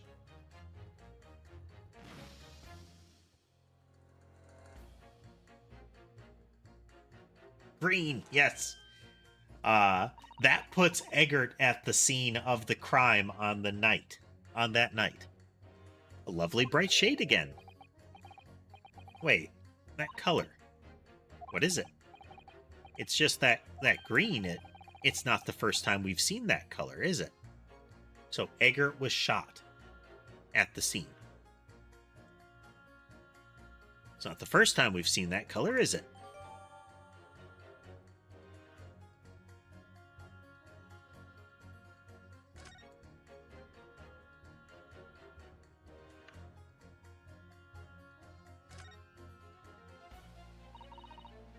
Or McGilded. That's the man you defended in court a couple of months ago, isn't it, Runo? They found out when they sprayed the little blood detector on the coat that McGilded had put in Hawk, it was covered in blood. With that confirming that McGilded had actually killed Thrice-Fired Mason. Because there's no, the assertion was there's no way he would have gotten that bloody just picking the guy up that way. Or at least it all over the coat the way it was. Or splattered on the front of the coat, I should say. They asserted that it would be all down the front of the coat if he had picked him up and placed his wounded belly against him. But it was splattered with blood. And that's where we got the full story of how McGilded had killed him. They'd stopped the carriage. He told her that if she did exactly as he said, then he wouldn't let her be implicated in the trial. That's why he was so against her showing up as a witness. And that he let her run off. Run off, in quotes. He then gave the coat to the coach driver with some extra money for the trouble, saying, here, take this coat and pawn it. Coach driver comes back with the ticket. He gives the ticket to Ginny. So it's a bit of a shell game going on there. So nobody else was ever to get the coat. But then Eggert shows up, clearly with knowledge that Ginny had been the one with the ticket. And tries to get it and expresses knowledge of not only this music disc, but a second one. So there's definitely an overarching plot line going on here. And this is going to pull Eggert in. Yes, or rather mistakenly defended. I wonder what his name is doing on the back of this disc. That's a question I'd love to know the answer to of myself. Oh yes, of course. Mr. Sholm used his caramel bars to make a copy of the disc, didn't he?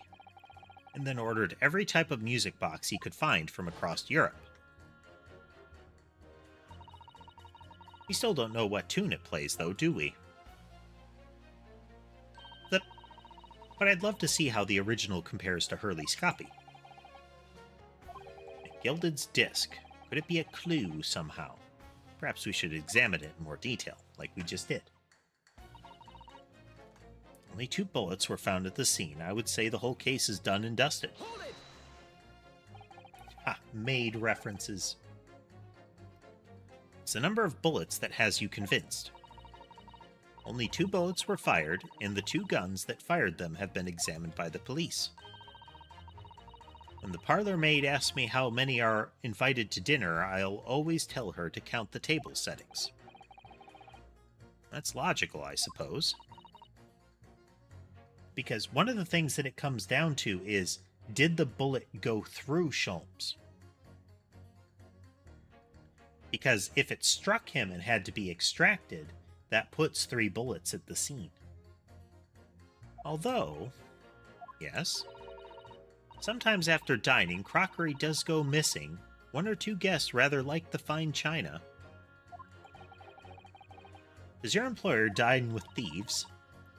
So I suppose, if there was another bullet somewhere of which we were unaware, I'd have to reconsider my position. A 3rd bullet somewhere on the scene. Could that be possible? Okay, we're gonna save. This might be one of those moments that is essentially, in Phoenix Wright terms, bluffing wildly.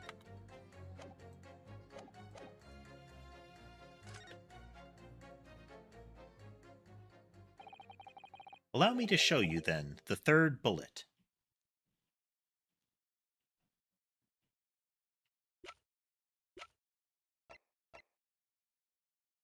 Have that? I can't switch over to people.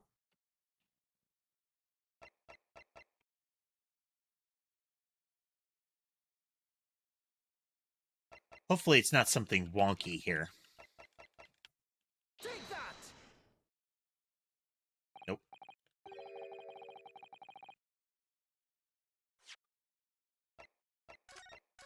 We're going to loop back to that.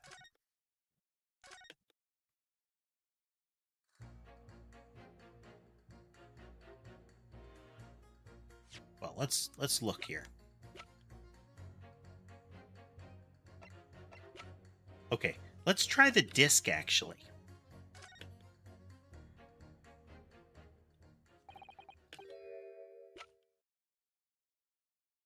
Take that! Nope. Okay, I don't think we can prove it yet. Passes for a bullet as much as you pass for a lawyer. Okay, so we can't present the calendar.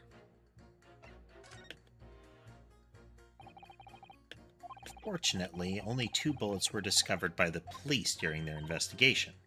Yes, I know. Right.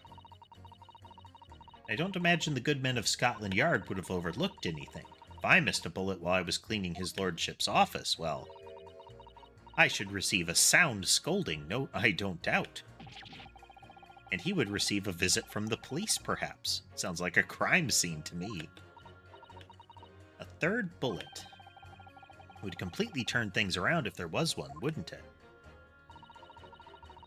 You think we might find one lying around somewhere? Let's look again.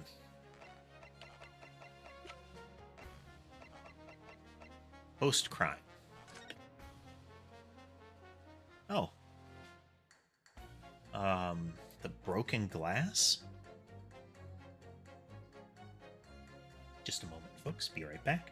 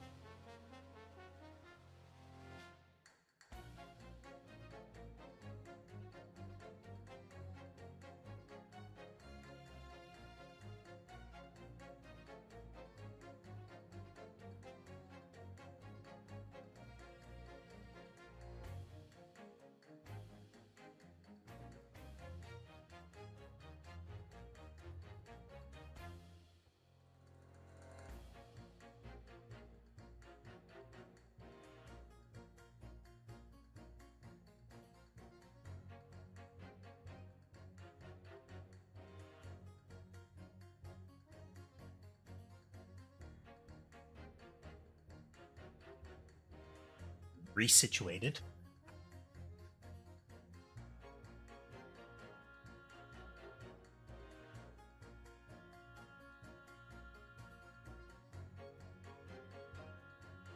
Okay, okay. So do we have something that would show another bullet?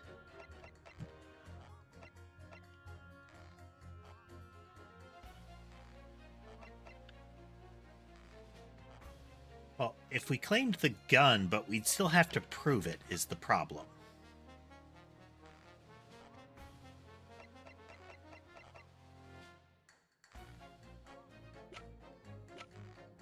So let's just continue with the other inquiries here first. So if I understand correctly, you need two pictures, a left eye and one, and a slightly different right eye one. Exactly. Then you can see the scene in 3 dimensions, like this. So if we have 2 bullets, I don't suppose you can see anything useful with them? I think you'll find that no matter how much you squint, the truth of the situation always looks the same here. The only person who could have shot the victim is that girl in the dock. How can you be so sure of that? Think about it. The Skulkin brothers shot the great detective, didn't they? That's been mentioned once or twice. Well then, surely it's come into focus now, isn't it? It's a waste of time. I'm not going to change this man's mind anytime soon. Never imagined that simple operation would cause me such grief. This has got to be Sholmes' surgeon. Thump. Would you please stop muttering about things that have nothing to do with this trial, sir? The defendant's life is on the line here. Well, the thing is, I couldn't really say that it has nothing to do with this trial, to be honest. Here we go. Huh? So many of Ryunosuke's lines are essentially, huh? I mean, there's no question that the man was shot, but the bullet had simply vanished from his stomach. It's quite inexplicable, don't you think? I almost don't want to ask, but this surgery you've been muttering about all this times, you were operating on? What was that fellow's name now? Hairlick? No, Hairlock? No, Hairlock? Hairlock Sholmes, by any chance? Hairlock Sholmes? Yes, good lord. It was that Hairlock fellow. What? You're the surgeon that operated on Mr. Sholmes? That's right, using the very latest anesthesia techniques, I might add. It was a fairly major op, I can tell you. This is crazy. Let me see, the fellow was brought in not long after midnight, if I recall correctly. They said he'd been shot by some criminal or other, so I opened him up like a shot. But the funny thing is, I went over his insides with a fine-tooth comb and I couldn't find the bullet anywhere. So I'm afraid I had to throw up my hands and just stitch the fellow back up. I hate to state the obvious, but, like, that's really bad if there was a bullet still in there. Yes? Surely that's because the bullet is still at the scene of the shooting. Counsel for the defense is correct.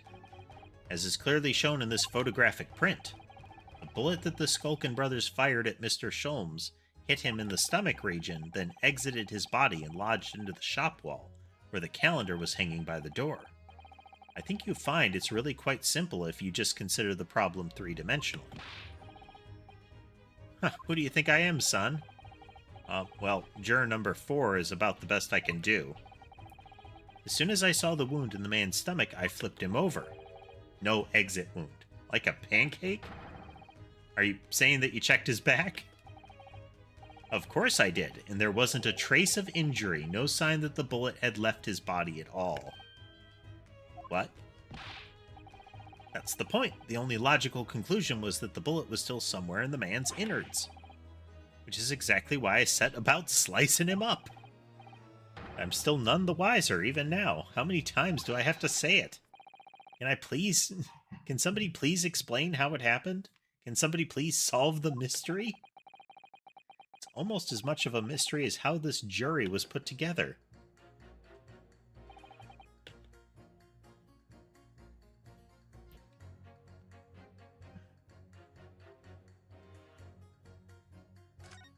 Okay, that might be one we can pit against the maid. The accused attempted a theft on the previous day. What do you mean you're in for a busy day? Forgot to say, stop. Do excuse me, stop. I'm a communications officer, stop. A communications officer? Does that have something to do with sending telegrams? Everything from personal messages written by members of the public to the latest news in the capital.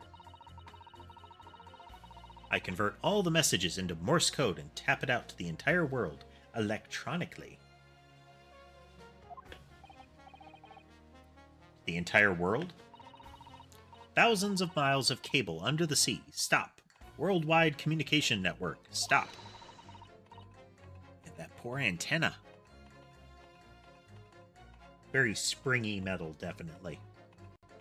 Information transmitted to and from all corners of the globe. I mean, that makes sense for a radio antenna anyway. It's got to vibrate a bit. That seems to be a very wide oscillation for, normal radio vibrations. A radio equivalent of screaming at the top of your lungs. Information transmitted to and from all corners of the globe. Stop. Yes. She was getting equally worked up about radio waves or the like before, wasn't she? I specialize in communicating information from government departments in newspaper offices. I see. I'm sure I shall have to wire the newspaper reports of today's guilty verdict later. So no sleep for me tonight, I imagine. Let's just finish the trial first, shall we? I'm ballistics experts. I've seen many shootings. That little mouse. His stress ball mouse. There's nothing I do not know about guns. Oh, I didn't press. Managed to convince everyone. I've eliminated the impossible, he said, but he hasn't. We're going to fight back. We need more material. We have to fight back. We have to turn this trial around again.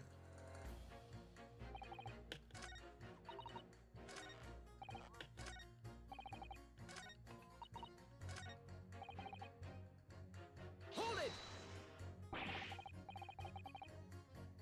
Let's see what villain Bolshevik has to say. Thought you were just a tourist.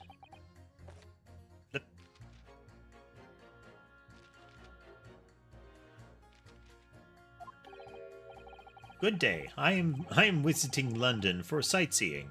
I would like it to take a bus to Crystal Tower, please. No way he's just visiting a visiting tourist. So you're a ballistics expert. Who knew? I have much experience with guns. Ah. I've lived through many, how do you say, extreme, violent, bath of, blood of... Ah, extremely violent bloodbaths, perhaps. Ah, those. Extreme violent bloodbaths. English is very difficult tongue. I mean, that's true. It's supposed to be one of the harder languages to learn. Considering the sort of people you associate with, I'm surprised you still have a tongue. Anyway, if you have questions about bullets and guns, you ask me. There's nothing I do not know, no mystery I cannot solve. He's very confident in his knowledge of guns, that's for sure. But, if possible, please, only in Russian language. He's not very confident in his knowledge of English, though, is he? Wonder if we can pit him against the surgeon. We should bear it in mind. He's our man if there's a mystery about guns or bullets, yeah. Okay. Okay, this is the loop to the end here. It's always unfortunate.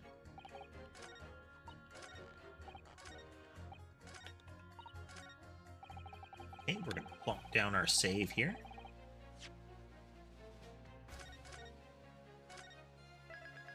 It has been plonked and plonked again.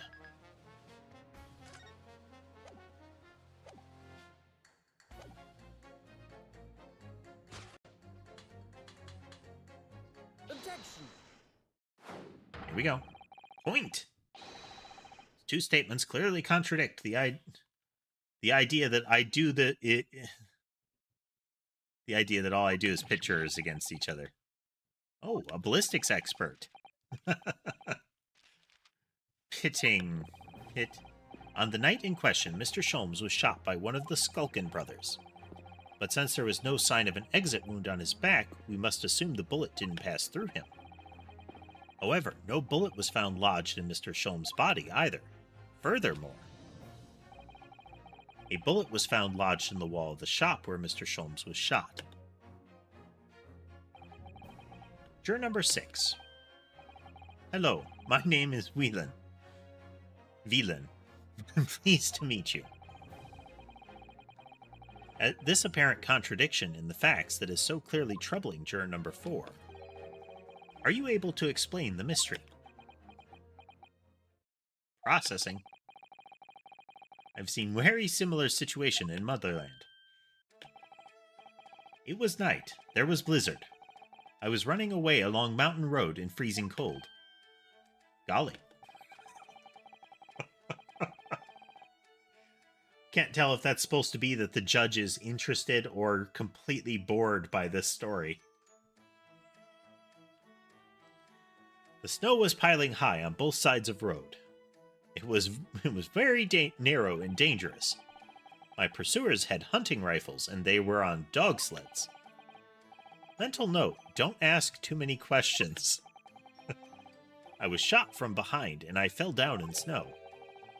This situation was very similar to what I hear today from Doctor. They could not find bullet in my body. And no sign of, how do you say, exit wound.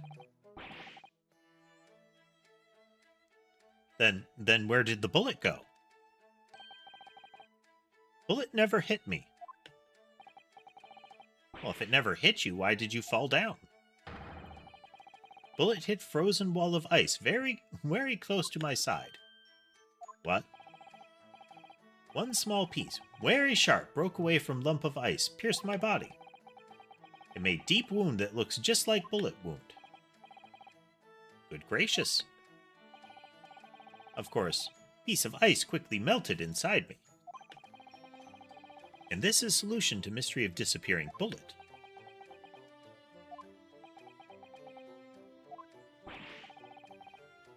But that doesn't answer the question at all. The shooting happened in a pawnbroker's shop. Not some snowy mountain road in another country. Glass from the lamp, maybe? Just an idea, but we might not be looking at exactly the same scenario here. Or no. Where exactly was Hurley shot again? Well, according to the report, in his stomach. Sort of around this area, I think.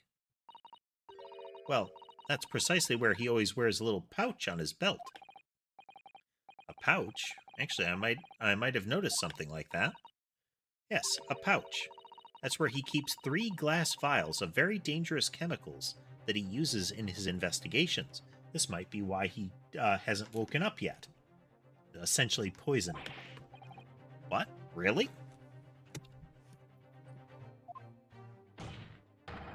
Doctor, where is the pouch Mr. Sholmes was wearing? Well, the fellow had nothing like that on his person when he arrived at the hospital, as far as I remember. If I may, Lord Von Seeks. While I realize it is forbidden for the prosecution to interject during a summation examination, I should inform the defense that I have the pouch in question in the antechamber outside the courtroom.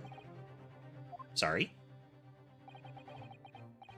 As I understand it, when police arrived on the scene and found Mr. Sholmes injured, they removed the pouch in order to assess the wound.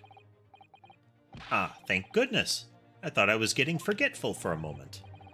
Since then, it has been in my safekeeping along with all other evidence relating to the case. I can personally vouch for the fact that it has not been touched since the incident occurred. Very well. While extremely unconventional during a summation examination, I must demand the prosecution present the item in question with all speed. Bring forth Mr. Herlock Sholmes' pouch. You are legally required to say any sentence containing bring forth in a dramatic tone. It's simply how it's done. I see. So this pouch was worn by Mr. Sholmes on the night in question. Look at that. One of the vials is broken and the leather around it is scorched black. It's almost as if the vial exploded. Exploded? So that night, the bullet from the Skulkin Brothers' gun struck Mr. Sholmes' pouch. It was the glass vial exploding that caused the fellow's injury. This bullet did not penetrate victim, but was deflected into wall of shop.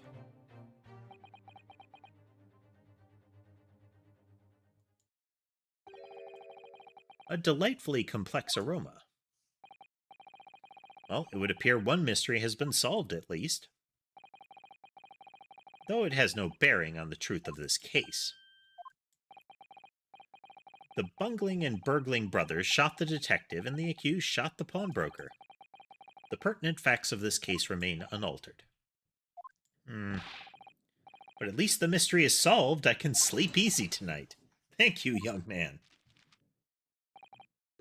Da. Thank you very much. Glad I could help. Gavel. Due to its bearing on the conundrum just solved, the court will sequester this scruffy pouch as evidence. Hurley's pouch isn't scruffy.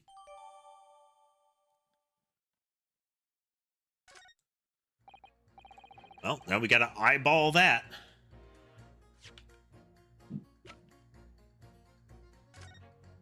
Commence scientific oogling. There's the bullet.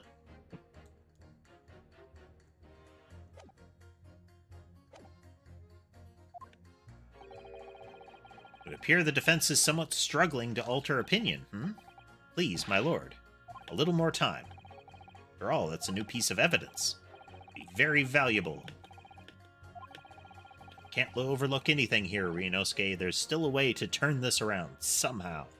Actually, I missed something here. Gotta click it.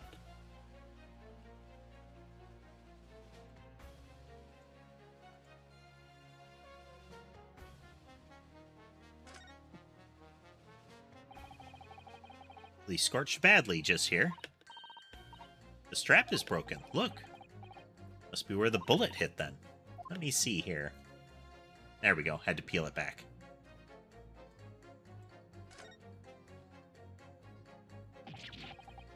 What the?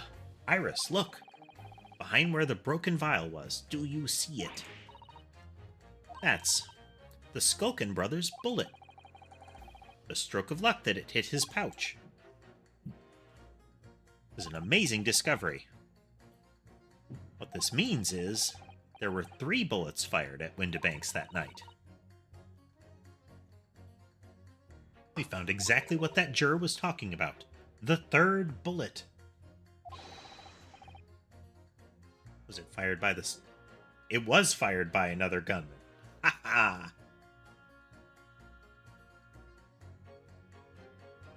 Or at least, previously there was another gunman.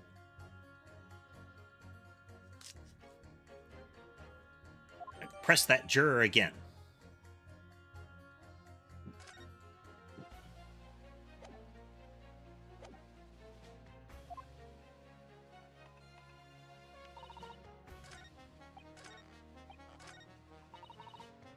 Hold it! Number of bullets that has you convinced? Only 2 bullets were fired. Although, sometimes after dining, crockery goes missing. The bullet went missing. That's the parallel that's being drawn here. So I suppose if there was another bullet somewhere, I'd have to reconsider.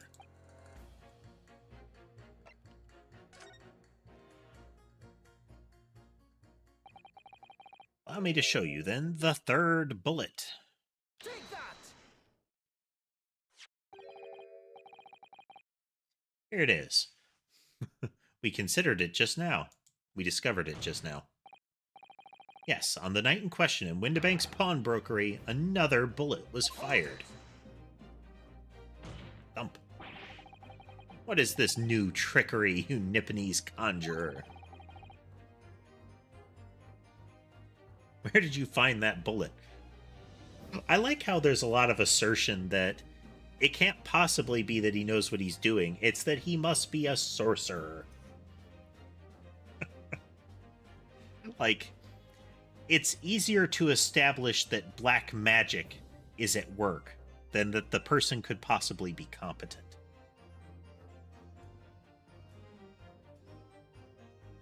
I mean, I guess that lines up with the standard conspiracy theory mental processes.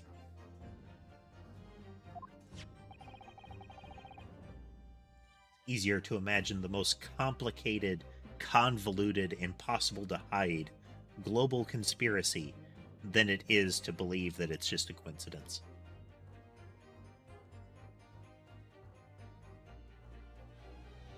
It was lodged inside Mr. Sholm's pouch. What? As in, you bungled the evidence, prosecutor.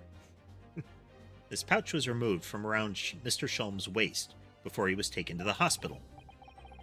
And since then, it has been touched by no one. Except you, prosecutor. The person who missed this critical evidence. Do you mean to say the shot fired by the Skulkin brothers that night? Yes. As your lordship has surmised, it hit this pouch. But that makes no sense whatsoever. We already know the whereabouts of the bullet fired at Mr. Sholmes. It's clearly visible in this photographic print. Gasp! 2 guns from the scene have already been submitted into the court record as evidence. Yes, that of Mr. Windibank and that belonging to the Skulkin brothers. And the examination of both guns revealed that only a single bullet had been fired from each. Ah, but that must mean... That's right. We now know that on the night in question, 3 bullets were fired. Thump. However, only 2 bullets were fired from the guns recovered from the crime scene. And until that incontrovertible inconsistency is somehow explained, we cannot and must not pass judgment. Arg. Even has his foot splayed back dramatically. Gavel, gavel, gavel. While this summation examination remains incomplete, the court has been presented with new facts. Facts that would appear to shake the very foundations upon which this case against the defendant has been built. As is my prerogative in this situation, I hereby temporarily suspend the summation examination. By Jupiter! What? Bailiff, bring the witnesses back to the stand at once.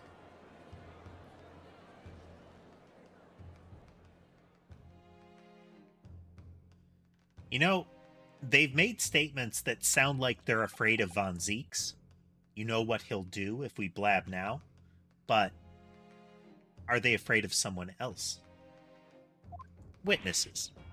Governor, were you listening to proceedings while the defense carried out the summation examination? We was, Governor, we was.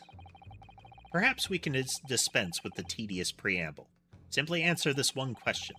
A 3rd bullet has been identified at the scene of the crime. What do you make of that? Make of it, Gov? I don't make nothing of nothing. Is it one of yours? Or blimey, Gov, or blimey, not a chance. In that case, did you have an accomplice? What? What? Never. The Skulkin brothers work alone. Just the 2 of us. That's our trademark. How soon we forget poor Sulky.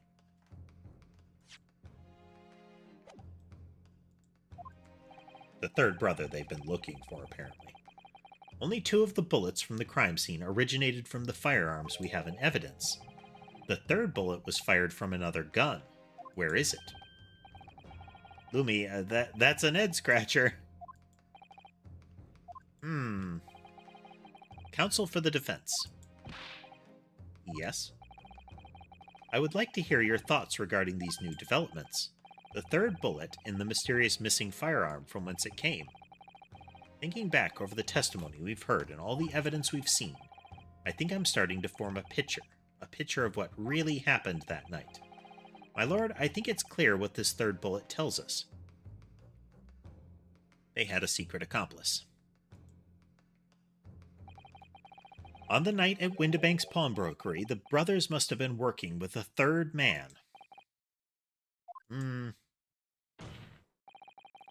The witnesses are clearly doing their best to cover up the existence of this accomplice. Point. But the evidence all points, like I'm doing right now, dramatic pointing, that there was someone else present, someone carrying a gun. Objection! Or an accomplice, you say? Pigswill. These protracted proceedings have already forced us to endure 2 summation examinations. Yet in all that time there has been not a murmur of a third man. If this apparently wraith-like being exists... Smash! 5 glasses. The court must be shown hard evidence. Without it, this fantasy will be crushed. Thump. The prosecution demands answers on 2 counts. Firstly, proof, evidence that this accomplice was ever at the scene of the crime. And secondly, point, the identity of this spurious character. The Skulkins are lying, I know that. But how can I ascertain the identity of the person they're hiding? Blood samples. No, counsel? I'm supposed to prove the existence of this accomplice and reveal the person's identity, even. In response to the prosecution's demand, my lord, the defense is ready to present answers. The defense is ready. I believe I can provide all the answers the prosecution demands. So, my Nipponese friend, despite the swimming eyes, you seem to think you have something to say. This promises to be interesting. Smack! I have to push forward now. There's no other option. I need to use every single piece of evidence available to me if it will make a difference. Gavel. In that case, counsel, I would ask you to present the evidence without delay. On the night in question, in the moments leading up to the death of the victim, what proof have you that there was a third intruder?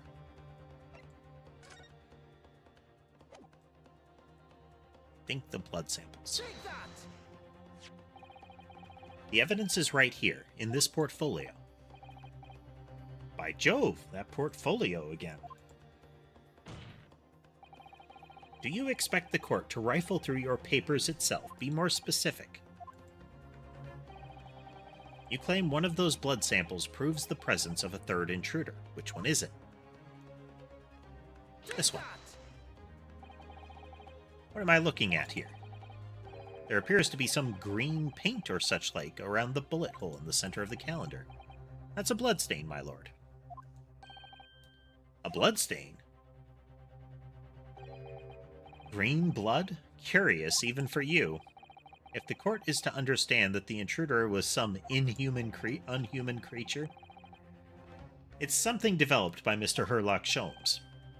By the great detective? New invention. Stop. Not yet appeared in stories. Stop. It's this, you see. It doesn't have a name yet, though. This fogger sprays a chemical that reacts with different elements in people's blood to change its color. Different elements of people's blood? Yes, everyone's blood is slightly different, you see, because it's made up of different elements. So by seeing what color it changes to, you can tell in a flash whose blood it is. Somehow in this setting, they have developed essentially DNA analysis that is spectrum-based. Because as we mentioned, it can't possibly be blood type, because that would be less than useful on a regular basis. At best, you would be able to determine if there was a disparity in blood type involved, but it's too possible that somebody would have matching blood type. So there are circumstances where it would not be useful. The only time it is useful is if it's different. But if we're looking at DNA analysis, then you'd have the problem that the range of colors would be wild. But at the very least, in this case, the colors are different enough that it's convenient. Isn't that useful? The story can continue. That brings a whole extra dimension to looking at blood. Talk of blood in courtroom. Stop. Very exciting. Stop. As an example, this one shows the blood of the victim, Mr. Windibank.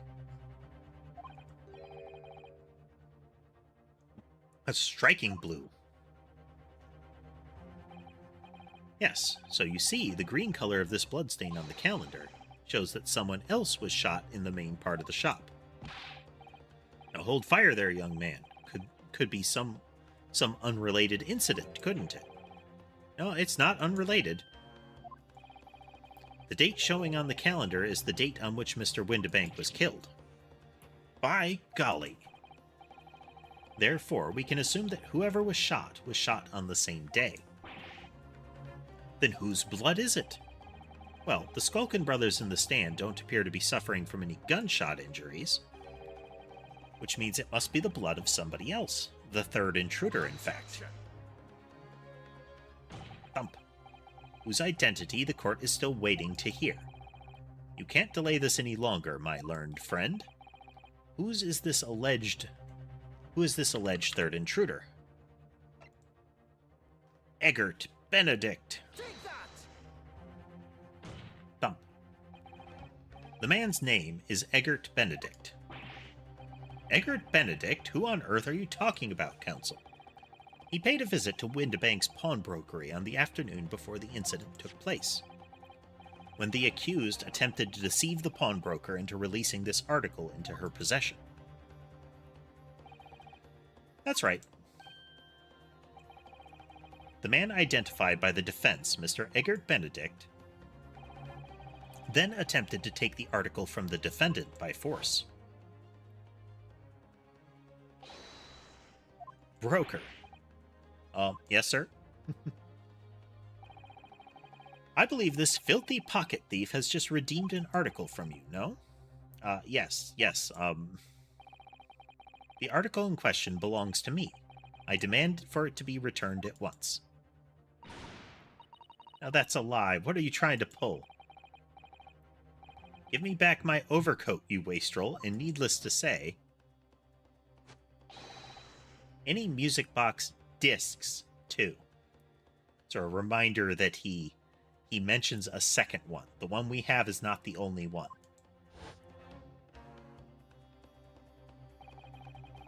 Inspector Gregson was there at the time and can attest to what happened. I wonder if the music box disc is Morse code.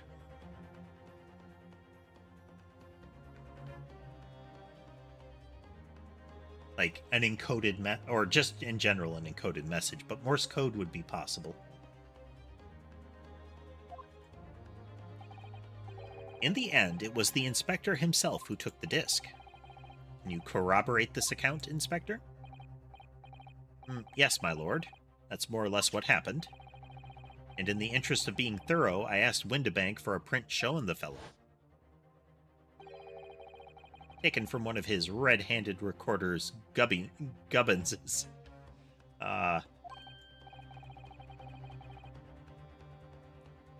Gubbins. That's him talking to Mr. Windibank that morning.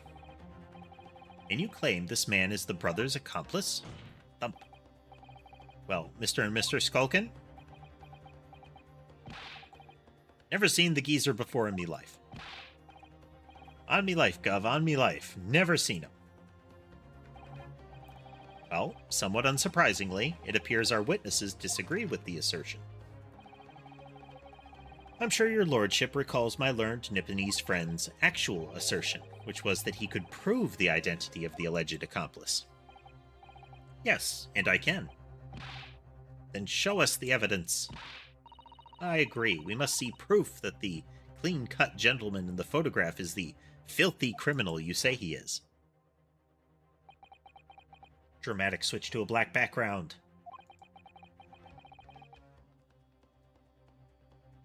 This is the last piece of evidence. Slowly, uncomfortably, zooming in towards Ryunosuke's nostril.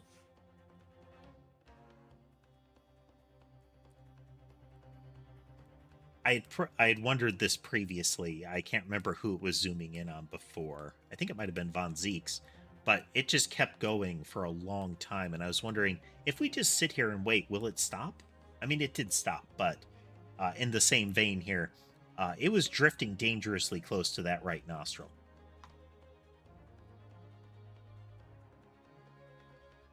And a feeling that something has been missing in this trial from the very start. But now, I'm going to drag it kicking and screaming into this courtroom.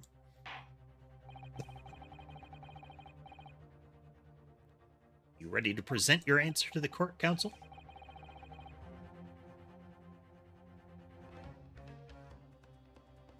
Yes, my lord. The defense will present the evidence now. Proof that the man pictured in this photograph is in fact the person struck by the third bullet. Music box disc. Take that! As I mentioned before, on the afternoon of the day in question, the defendant attempted, deceitfully admittedly, to reclaim this disc from Windibanks. I mean, with some level of deceit, but at the same time, she had the passcode, she had the ticket.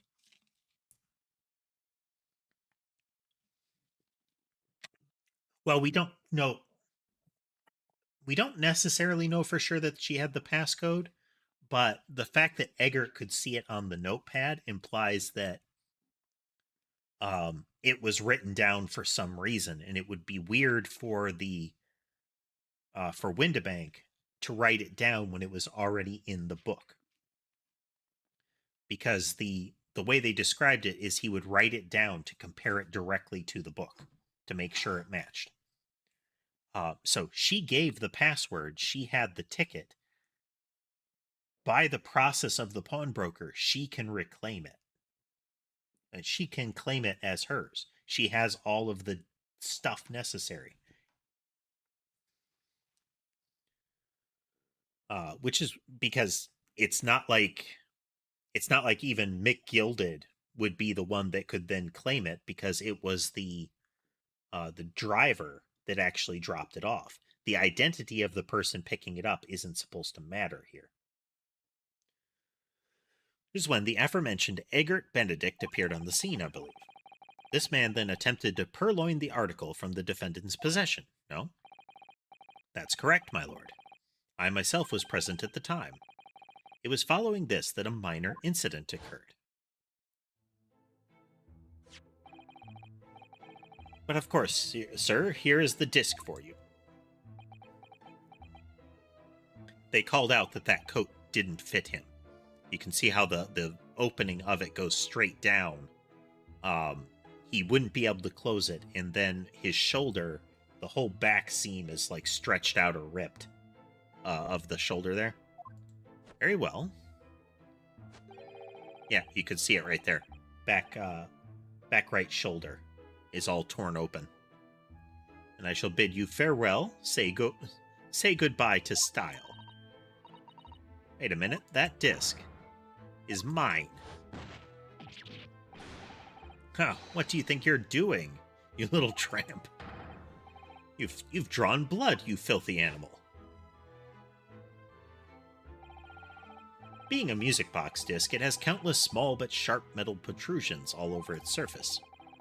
These protrusions caused Mr. Benedict's finger to bleed, and the resulting smear of blood is still visible on the disc now. Goodness, a blood stain, is it?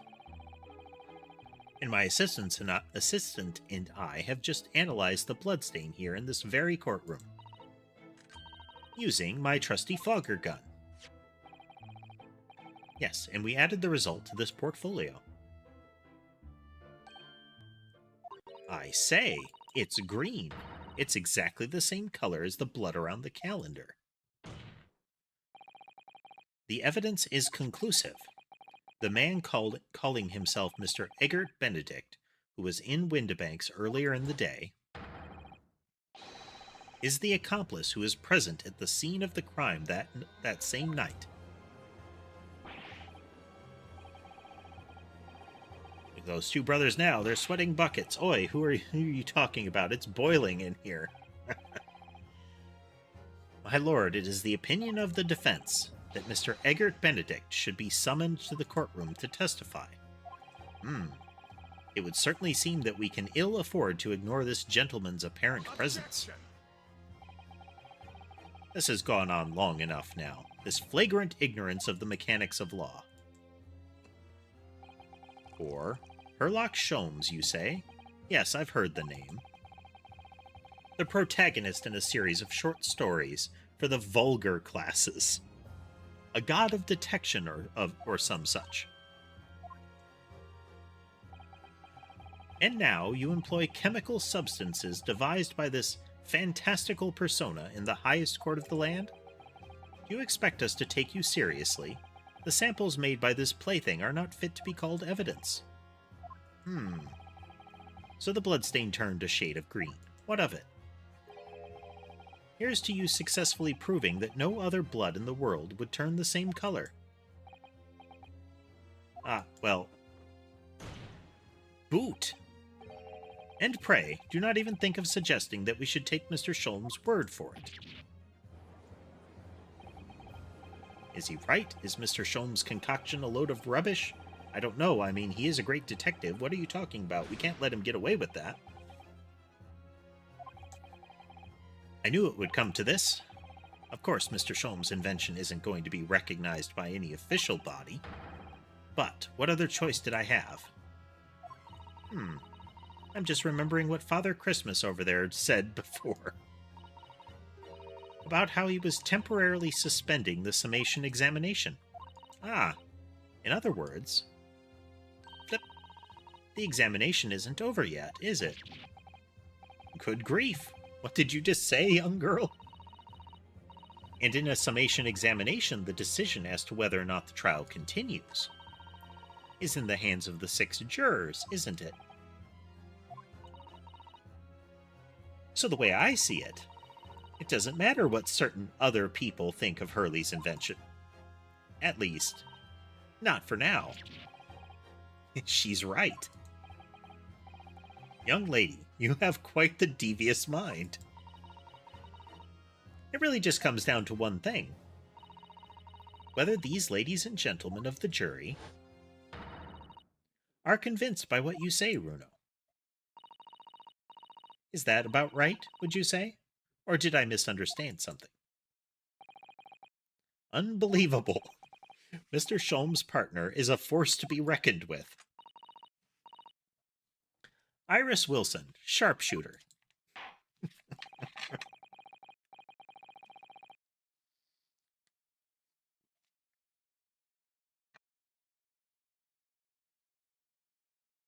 Okay. That's not precise. Tell me of this word, Internet.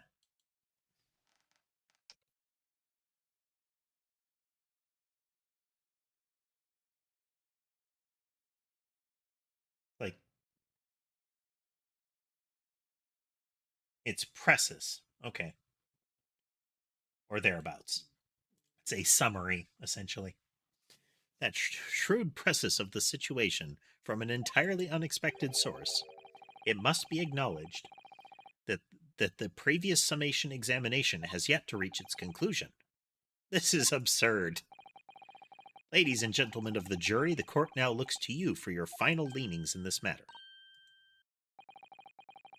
As proud citizens of Her Majesty's Britain, I'm sure you will come to fair and just conclusions. Gavel. So then, state your final decisions in turn, please. Not guilty. Not guilty. Guilty. Guilty. Not guilty.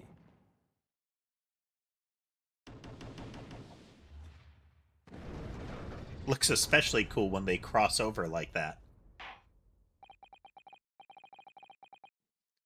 2 call for guilty and 4 call for not guilty. Checking something real quick here. Pushing buttons.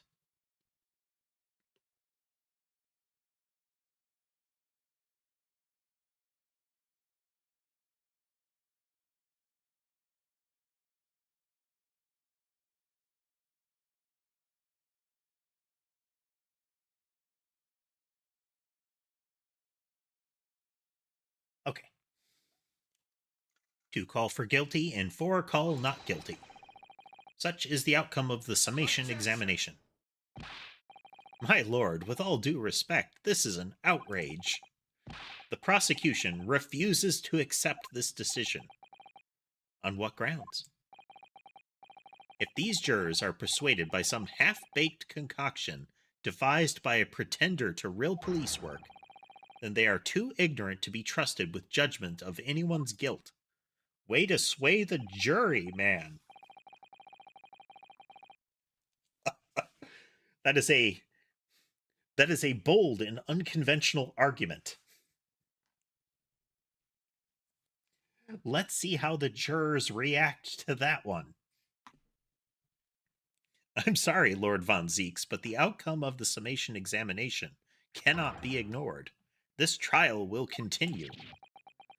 Arg.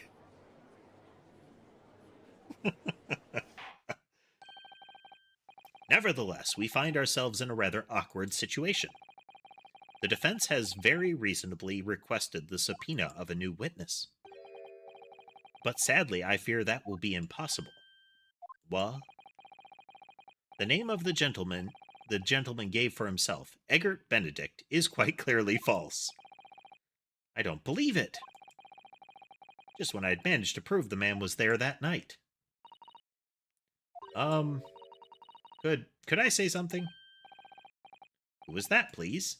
Who spoke? It was me, my lord. Juror number 5. What have you to say, madam? If possible, Inspector. Me, ma'am? I wonder if you might show the photographic print to me again, the one in which the gentleman is shown. Ah, right, yes, this one you mean? Of Mr. Benedict?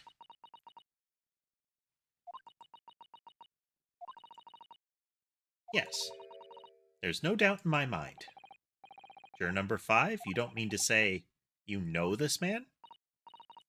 Yes, I know him. What? No, good gracious. Cue him being someone important. Gavel, gavel, gavel. Juror number 5, how on earth? I'm a communications officer. Stop. As we can clearly see, the gentleman in the photograph is, stop, also a communications officer. Stop. He works in my office. Stop. And her eyes are all sparkly. Very talented operator, in fact. Stop. He should be in the communication station now. Stop. Tapping away on the telegraph. Stop. This doesn't seem right somehow. I can't put my finger on why, but it doesn't feel right. I suppose we all imagined the accomplice would be some sort of hardened criminal. It's a bit unexpected to find out that he has a respectable job by day, whatever he gets up to at night.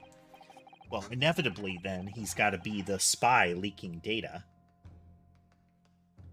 Yes, I suppose that's it. I suppose that's why I felt something was wrong. If the gentleman is at London's communication station, we should be able to subpoena him within the hour. Lord Von Zeeks, if you please. Yes, my lord. Make the necessary arrangements with all haste. Send the dogs. As your lordship bids. The court will recess for 1 hour. When the new witness arrives, we shall reconvene to hear the gentleman's testimony. Inspector Gregson? Yes, my lord. I should like to hear from you specifically about the events at the pawnbrokery on the day in question. Come to my chambers during the recess. Yes, sir, my lord. Very well. Court is adjourned until 1:40 p.m. Gavel.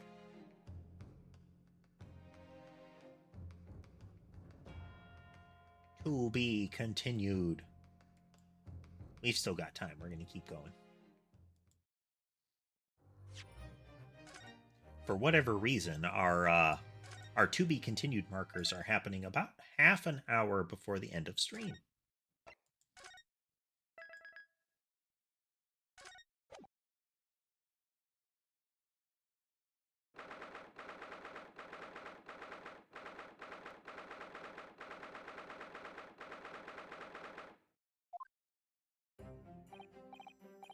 Ah, Gina, how are you holding up?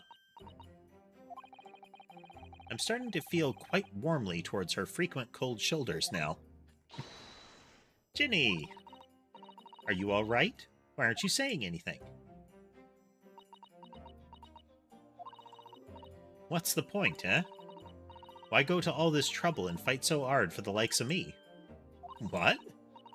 Well, you saw it, that picture. What picture? Ah, you mean this? The photograph taken by Hurley's red-handed recorder?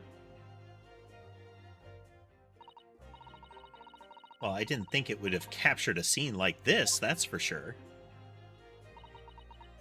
It's hopeless. Anyone who sees that's gonna think I did it, ain't they? Well, I won't pretend it wasn't a bit of a shock when the prosecution first presented it to the court. Surely you've got to have your doubts about me now. You can't still think I'm innocent. She is desperate to have people think badly of her, because then she can have her negative outlook justified.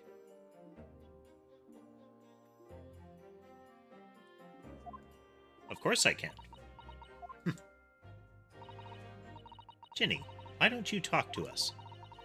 Tell us what really happened that night. Eh? Bruno's cleverly managed to piece together a lot of new information, but still, we'd really like to hear it from you.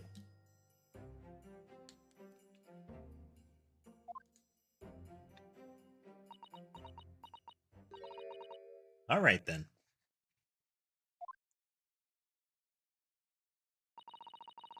It was after we had that dinner together at your place, right, Iris? Then we all had a chat up in your office, didn't we? Yes, I remember.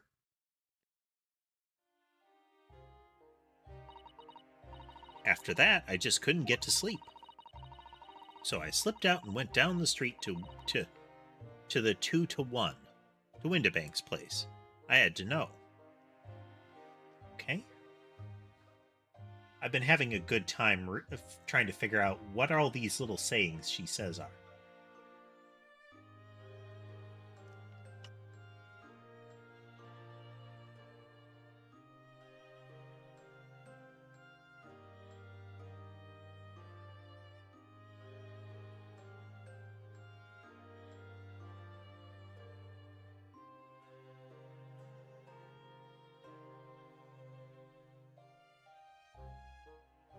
Okay. The pawnbroker's sign of 3 balls, so called because it's supposed to be calculated. It is supposed by calculating humorous to be 2-to-1 against the redemption of a pledged article.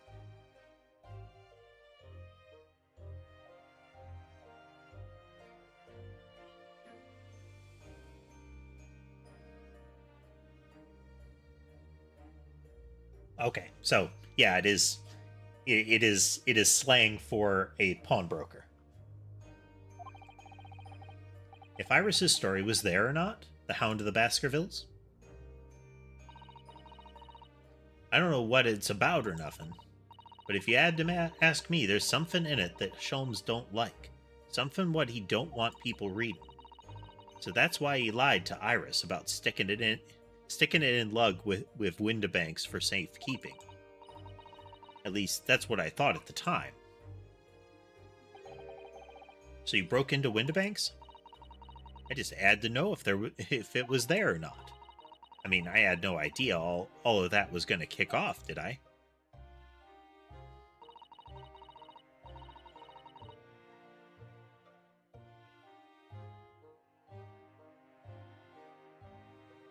I struck the lock and snuck inside.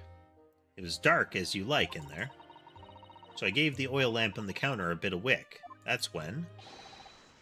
What do you think you're doing? Scream. I nearly died, I did, and the next thing I knew...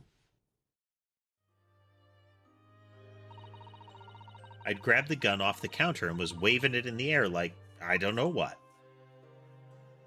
Okay, panic reaction. She got startled. Oh, you're the girl who was in here this afternoon. I didn't think pickpockets went for armed robbery. I'm surprised they don't have them in the scene. It's kind of a shame. The mantle script. Have you got it here? Did Sholmes leave a load of papers with you? A story? I beg your pardon? The Hound of the something or other. If it's here, I want to see it. I'm sorry, young lady, but I'd sooner die than relinquish an article belonging to one of my customers. I don't want it. What would I do with it anyway? I just want to see its ear, that's all. Oh, you want to see it, do you? I want to know if Sholmes really pawned it here or not. Please, just let me see it and I'll go. Oh, very well then. But for pity's sake, stop waving my gun around, would you? Then the old cove unlocked the storeroom door and we both went inside. Ostensibly, then she put the gun down.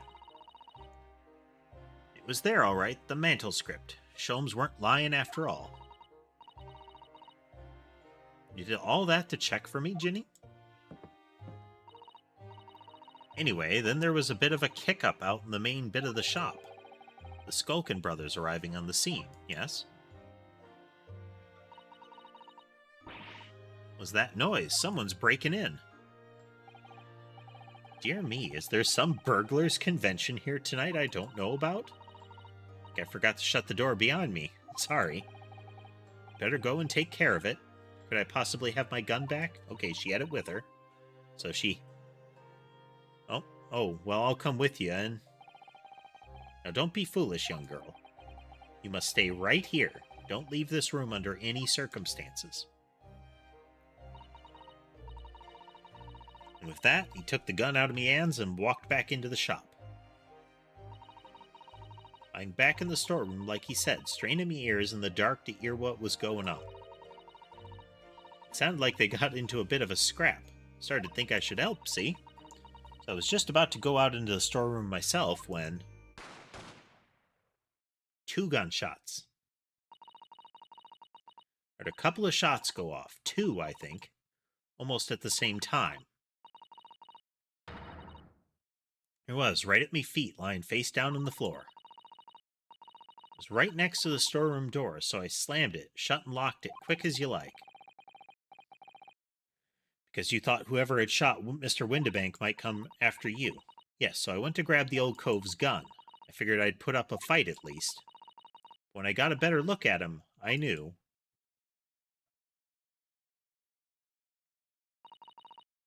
Windibank was a goner. Okay, so she grabbed the gun with hopes of maybe defending herself. I felt funny in my head all of a sudden, kind of dizzy. Okay, she saw a corpse and passed out. After that, I don't remember nothing.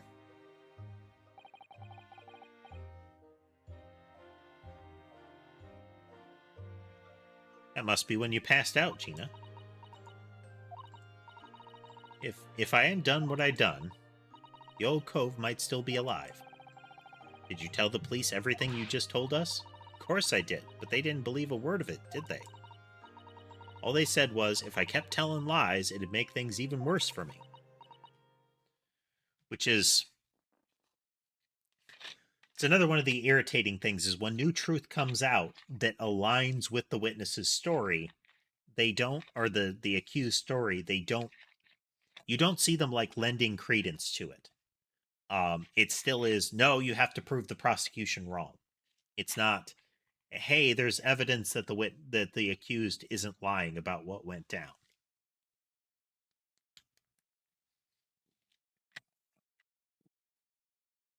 Beverage. It'll be all right, Ginny. Don't worry. Just stay strong a little longer. Gun. Bruno's about to put the real culprit through the mill. That cove what was there in the afternoon? That Eggert Benedict?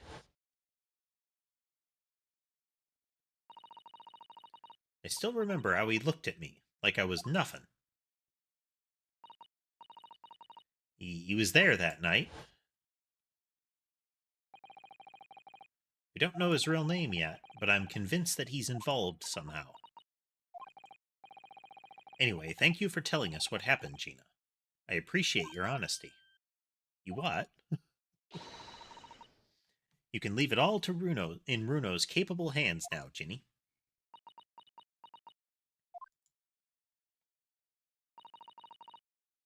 Mr. Nara Otto. Yes? How come you trust me? I don't get it.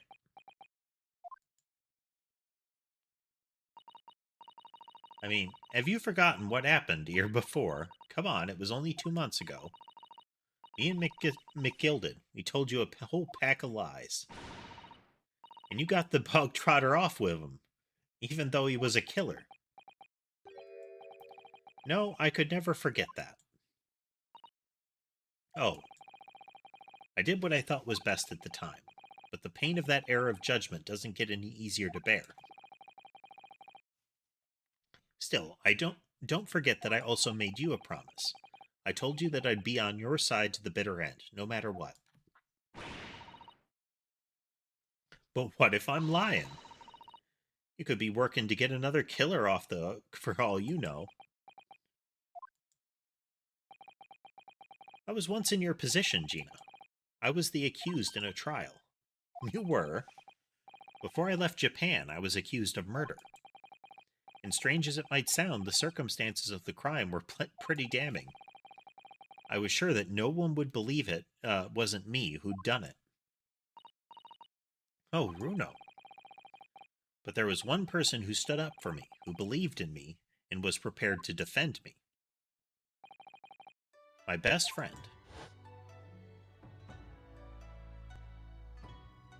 Rinosuke, no one believes in you more than I do. Leave this to me. All you need to do is put your faith in me, and I'll do the rest. I was so happy I cried. But even then, somewhere inside me I couldn't help thinking, surely he doesn't really believe in me, not completely. But I was wrong.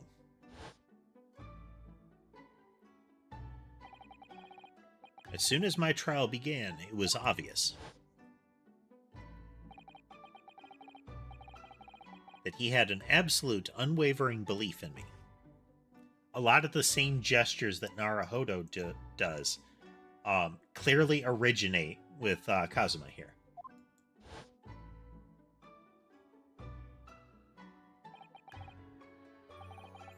And in turn, I developed an absolute, unwavering belief in him.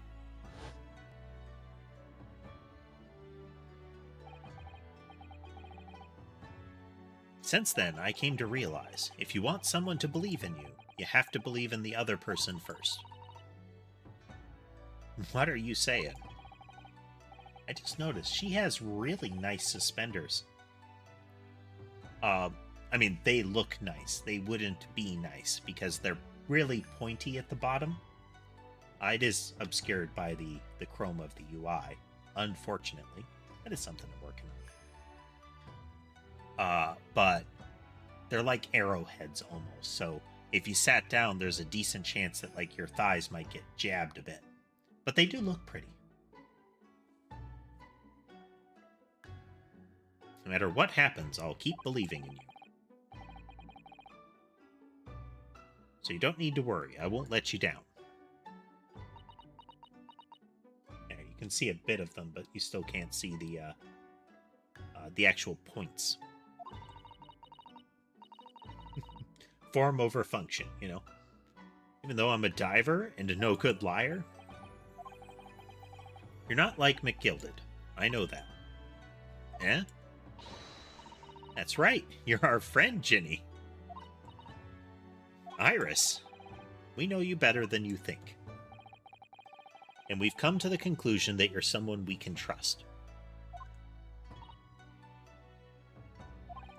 Yes. That's really all we need to know. Exactly. Mr. Naraado. I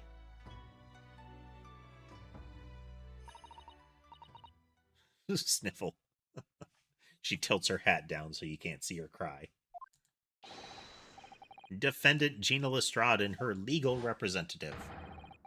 Court proceedings are about to resume. Please head into the courtroom immediately. Yes, of course. Thank you.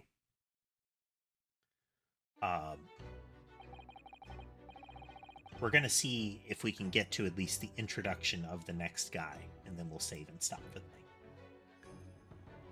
I've been both a defendant and a defending lawyer in my time, so I knew only too well just how hard it was to put all your faith in another. And I also knew just how hard it was to bear the burden of another putting all their faith in you.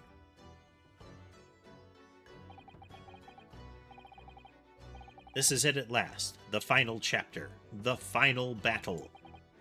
Wish me luck, Susato. And I hope you're watching over me too, partner. The friend he mentioned, who is dead.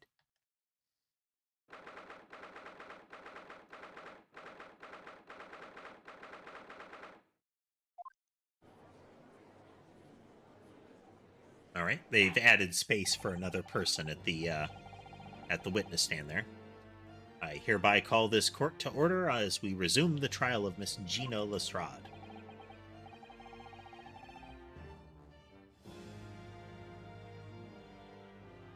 Still wonder if there's a pun with her name. Lord Von Zeeks, have you successfully subpoenaed the witness? The subpoena was delivered to the communication station where the man works immediately, my lord.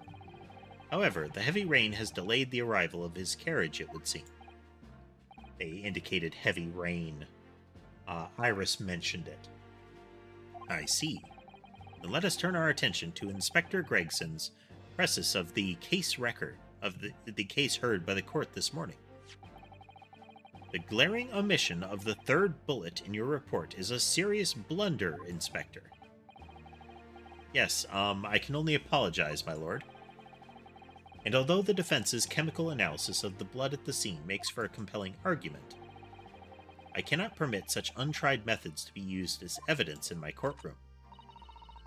It's a big mistake to cross Hurley and me. A very big mistake. My lord, the subpoenaed witness has just arrived in the building. Thank you, officer. Show him to the stand without delay. Mr. Eggert Benedict. I didn't expect to be crossing paths with him again so soon, and certainly not like this.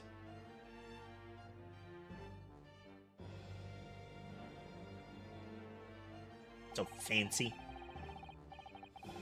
Thank you for complying with the court's subpoena at such short notice, sir. But of course, my lord, as an upstanding member of London society, it is my pleasure to oblige. Now, kindly state your name and occupation for the record. Ashley Graydon, Communications Officer. Mr. Graydon and I both work at London's Central Communications Station. Now, perhaps somebody would kindly explain what all this is about. You were apprised of the situation by the court officer on your way here, I presume? Yes, I was. Something to do with a murder that took place at the pawnbrokers on Baker Street. And some nonsense about me having been there on the night in question. This is going to be another one like, what is her name? Von Karma. Manfred von Karma. Where it turns out to be, we end up revealing that he was injured. Because that's the assertion, is that it was his blood on the wall, which means he got hurt. That is the accusation indeed. This really is beyond a joke, you know. Gavel. Very well. Without further delay, the court will hear your testimony now, Mr. Graydon. You will respond to the accusation made against you, under oath. Wiggle, wiggle, wiggle. Gladly, my lord. Gladly.